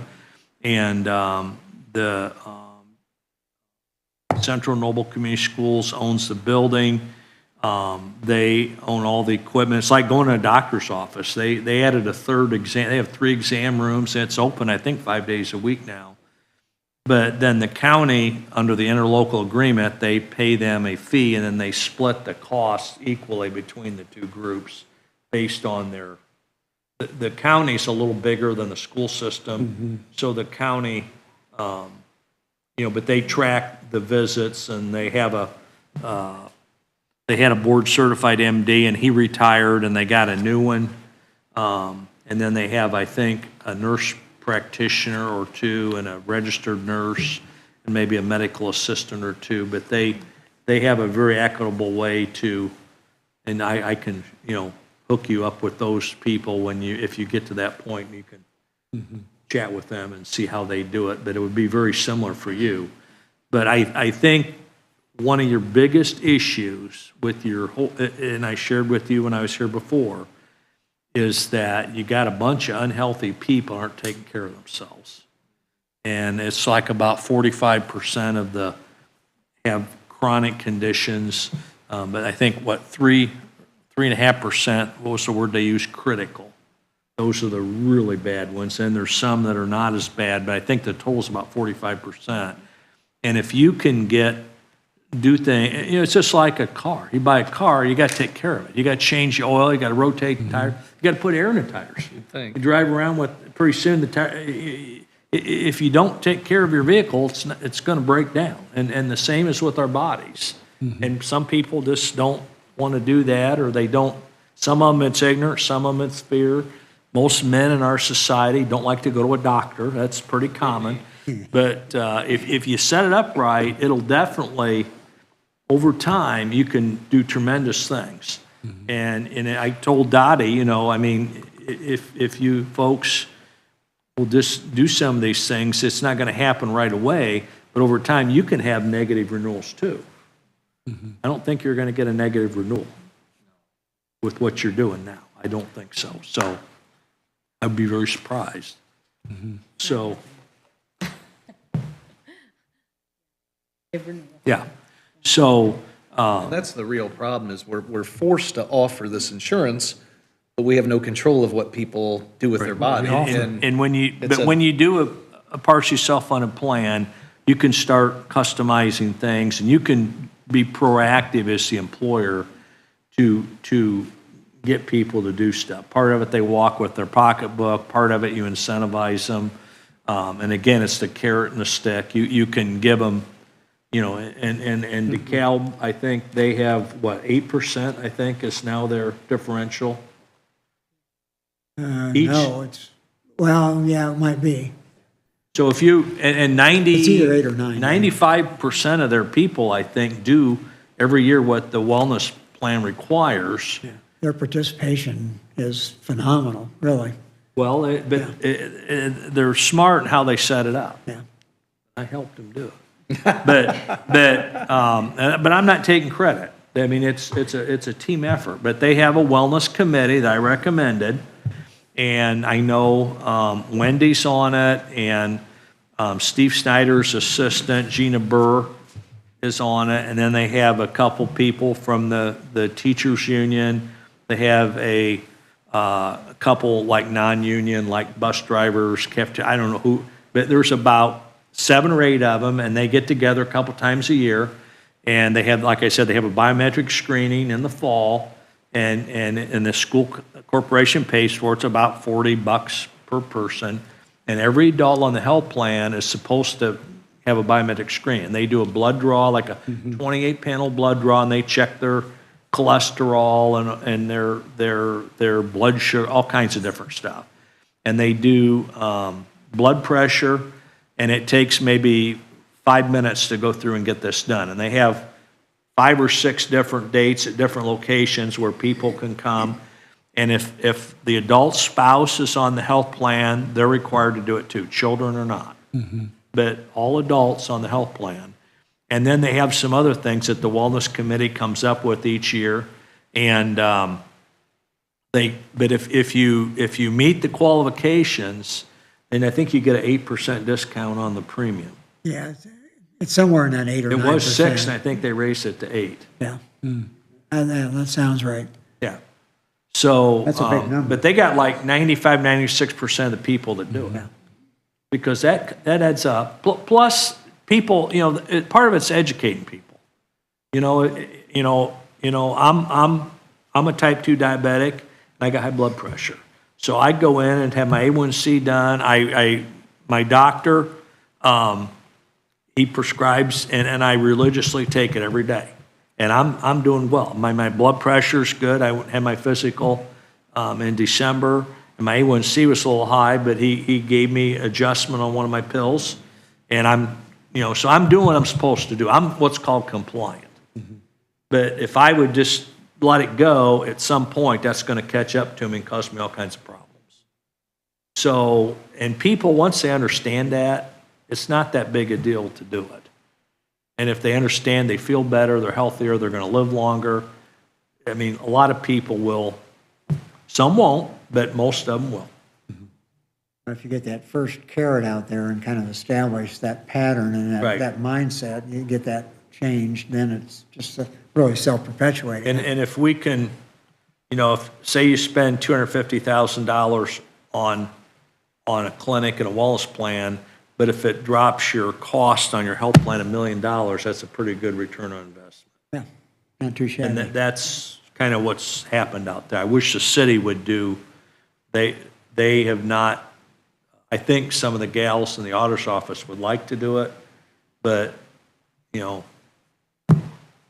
I won't get into politics, but some didn't want to do it, so they didn't do it. But hopefully at some point they'll do that too.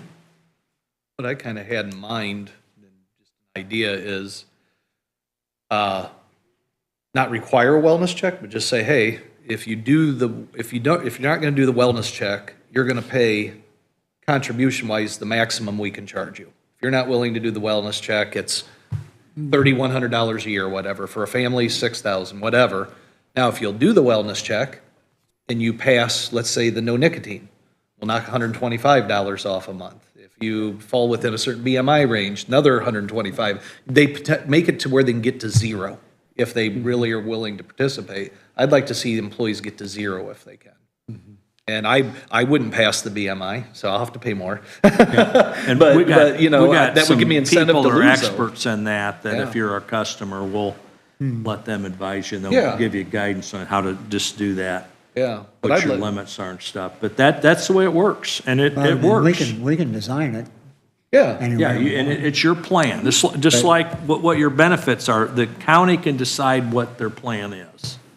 But so I assume I'm probably going to be quoting this here when I get back from Florida in a month. So I will. Well, you might have to just postpone your Florida trip. I'm sorry, what? You might just have to postpone your Florida trip No, we're and not start doing crunching numbers. I rented a house down there, so.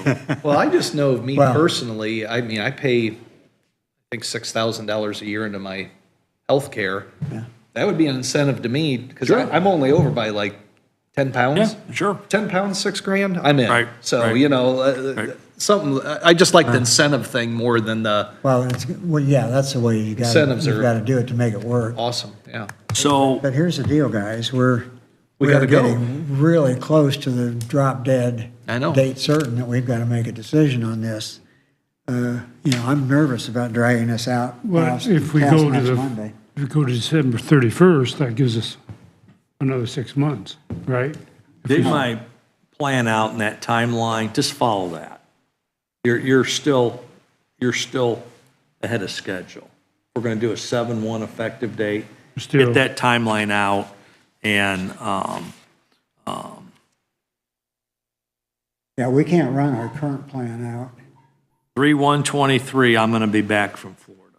Anthem won't renew us For 6 for months. 6 months. No. But- We've got to either do this or we've got to stick with Anthem. And we've got to make a decision on it within the next probably 2 meetings of who we're going to use. Oh, okay. Yeah, we'd have to go back to Anthem and see if they would let us stay on. Yeah. One of the reasons why they won't. we're July 1, we switched it back in 2016. They were September open enrollment, October 1. The budget. But if we go to being self-insured, we pretty much We know are the what we're budget. going to be putting into the budget, whereas now, we have to wait for our renewal, which I get in April, and then that way we at least know what we're August. paying for next year. Yeah, Yep. they can figure it in August in the budget. We have a lot of other government agencies, and we have like in-house actuaries at our company that will help give you projections. They won't be, but they'll help you with all that stuff. And there's no cost. If you're a client, it's kind of a package, we do it. But this, I'm thinking out loud here now, but, so when I get back from Florida,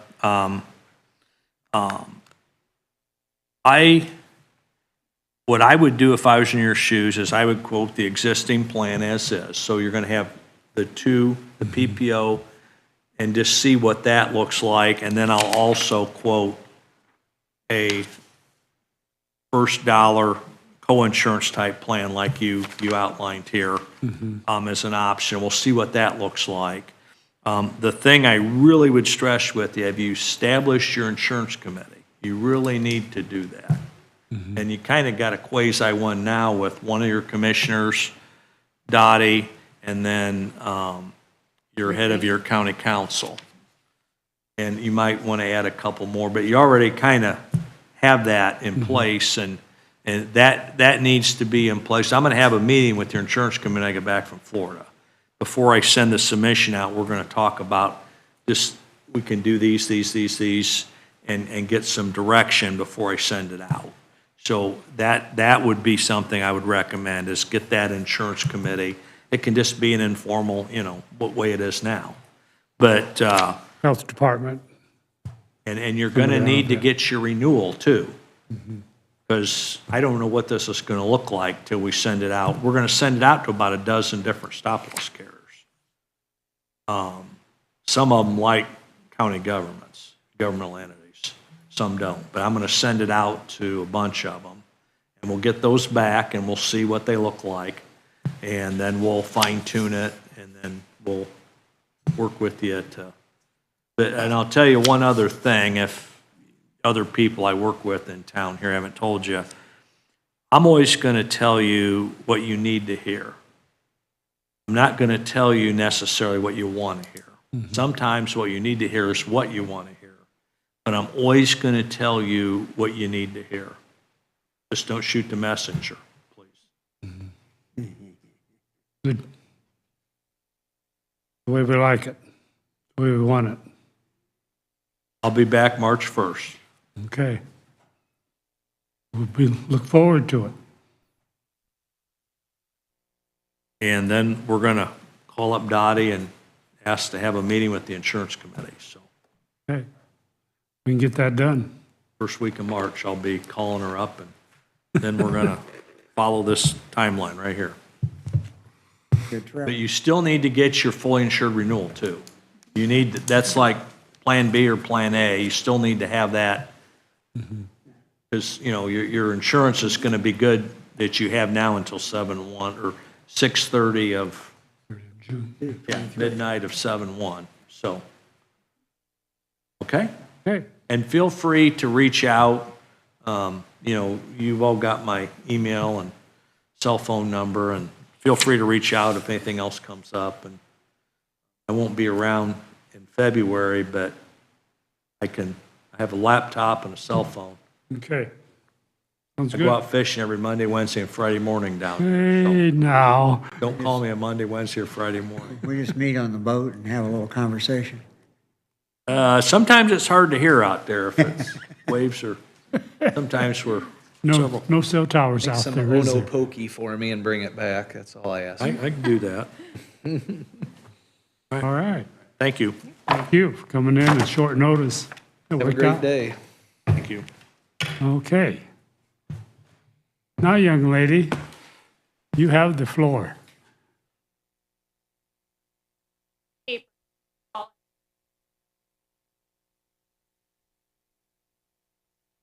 Thank you.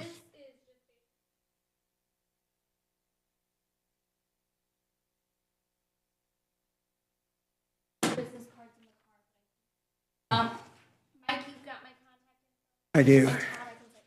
Okay, thank you. So, basically, those are just a lot of.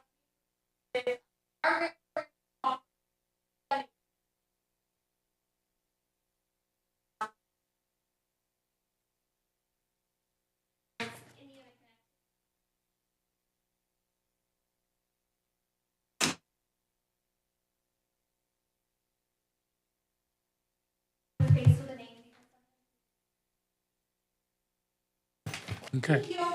Thank you. Thank you. Sally? All right. What you got, Susan?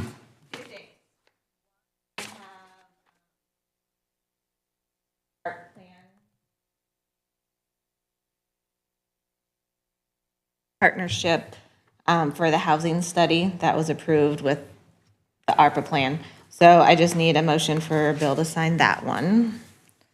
I'll make that motion. Second. Motion is second. Comments? All those in favor signify by saying aye. Aye. Aye. Opposed, same. Motion carries.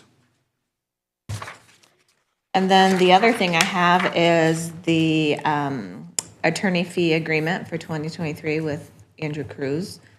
I had shared, if, I didn't know if you guys had any changes, if you're good with it, pass it. Yeah, I think we need to cut that salary in half. Looking at all the emails that he's been dealing with Yeah. the past week, I'm So- surprised I he am doesn't keeping want to track pay of my him. hours so that I at least know what, the hours is. You know, if taking. you're hosing yourself I assume for it's that. going to be probably a little bit less after the first 3 weeks, but it's about 14 and a half hours each week. But Yeah. I assume it'll be a little bit less if That's we don't about have. right. I figured good things. 10 or so, but. 10 yeah. or so, there you go, yeah. It's been kind of a rush here for some reason. And they're setting up things and setting up processes and how do you handle mortgage But a foreclosure cases. lawyer's hour is different than like, to me, 16 minutes is 16 minutes. To you, it's a half hour, right? No, it's not that bad. but, no, not quite that bad. Every 6 minutes, right? Yeah, 3 minutes, yeah, 3 minutes can be 6 minutes. but- Okay, all right. I'm just picking on you. No, that's fine. We lawyers deserve it. The litigation, I did want to talk about that just because, so like there's not, I mean, the litigation, like if we end up getting sued from this tort claim, for example, for the slip and fall, obviously there'll be an insurance company lawyer that'll handle it. I would be there to give you guys backup advice if there was some non-insurance covered issue or something. But the only litigation I'm seeing right now is like this railroad lawsuit to quiet title, and mortgage foreclosure cases with sheriff sales where there might be money left over for the county if it sells for a lot more, which it almost never does. Usually it's mortgage companies bid up. So I'm not sure what you were including with litigation. I mean, if I have to file my appearance in the case, are you considering that litigation or what are you considering litigation? I think, to me, when I thought litigation, I thought any time that we are served with a lawsuit, let's say, and you have to respond to it, Okay. I think you are due that money. Yeah. Now, if we need you to just negotiate back and forth, if we're negotiating with someone, I consider that's just county business. Sure. But when a lawsuit, when they say, when we get served, Right. you're on the clock at that point, in my opinion. So Okay, how- that's what I was considering too, so what I would probably do is set up separate, for any particular lawsuits, set it up separately. Yeah. A lot of these, I probably won't have very much to do, except just say, hey, we want to preserve our county rights in case there's any leftover money. There was a mortgage foreclosure case, which, and I don't know how the courts did this, but somehow they got me on the case without me appearing, so I don't know, they might have just sent me a courtesy copy and put it on the judge's order, which is fine. But, okay, so I'll just set it up and keep track, and a lot of those are gonna be minimal time put in anyway. At that low, it's a lower hourly rate than my normal hourly rate anyway, so. Yeah. I don't think it'll be that much as far as cost, because I'm just filing an appearance and maybe an answer saying, preserve our rights here to this tax money or whatever. Yeah, and that's kind of the way I saw it, guys. Is that okay with you? I agree. I agree. Okay, I just wanted to confirm, okay. Good to know. Moved, so moved. Sign. Thank What you. else you got, Susan? Second sign, Make a motion to sign. and second. All in favor? Okay, that's all I have. I just need you guys I to sign suppose you want the these stipend two. now too, don't you? Right? But I'm done.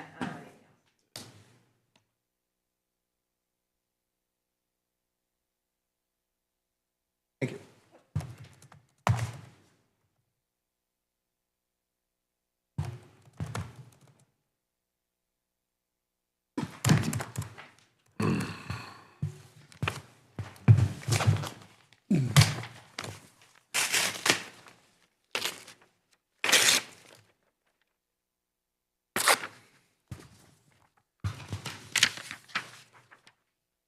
Anything else?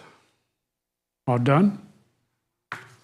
Oh, if I could just say that if there happens to be a case like this one of Fifth Third Bank versus Barry Benton, I looked in the motion, there's no money left over to go to anybody except the Fifth Third Bank that sued.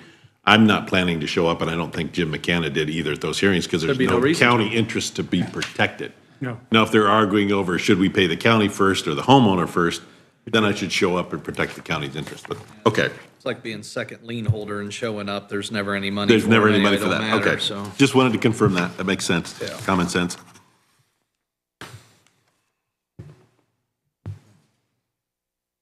Anything else? And we are adjourned. Thank you, everyone. All right. All right, not in the Susan Sleeper category, but, all right, thank you. And I'll send you. Sounds good, thank you.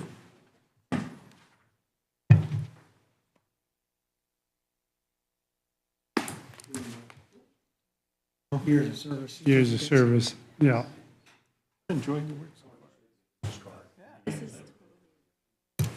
Oh, okay. Homework.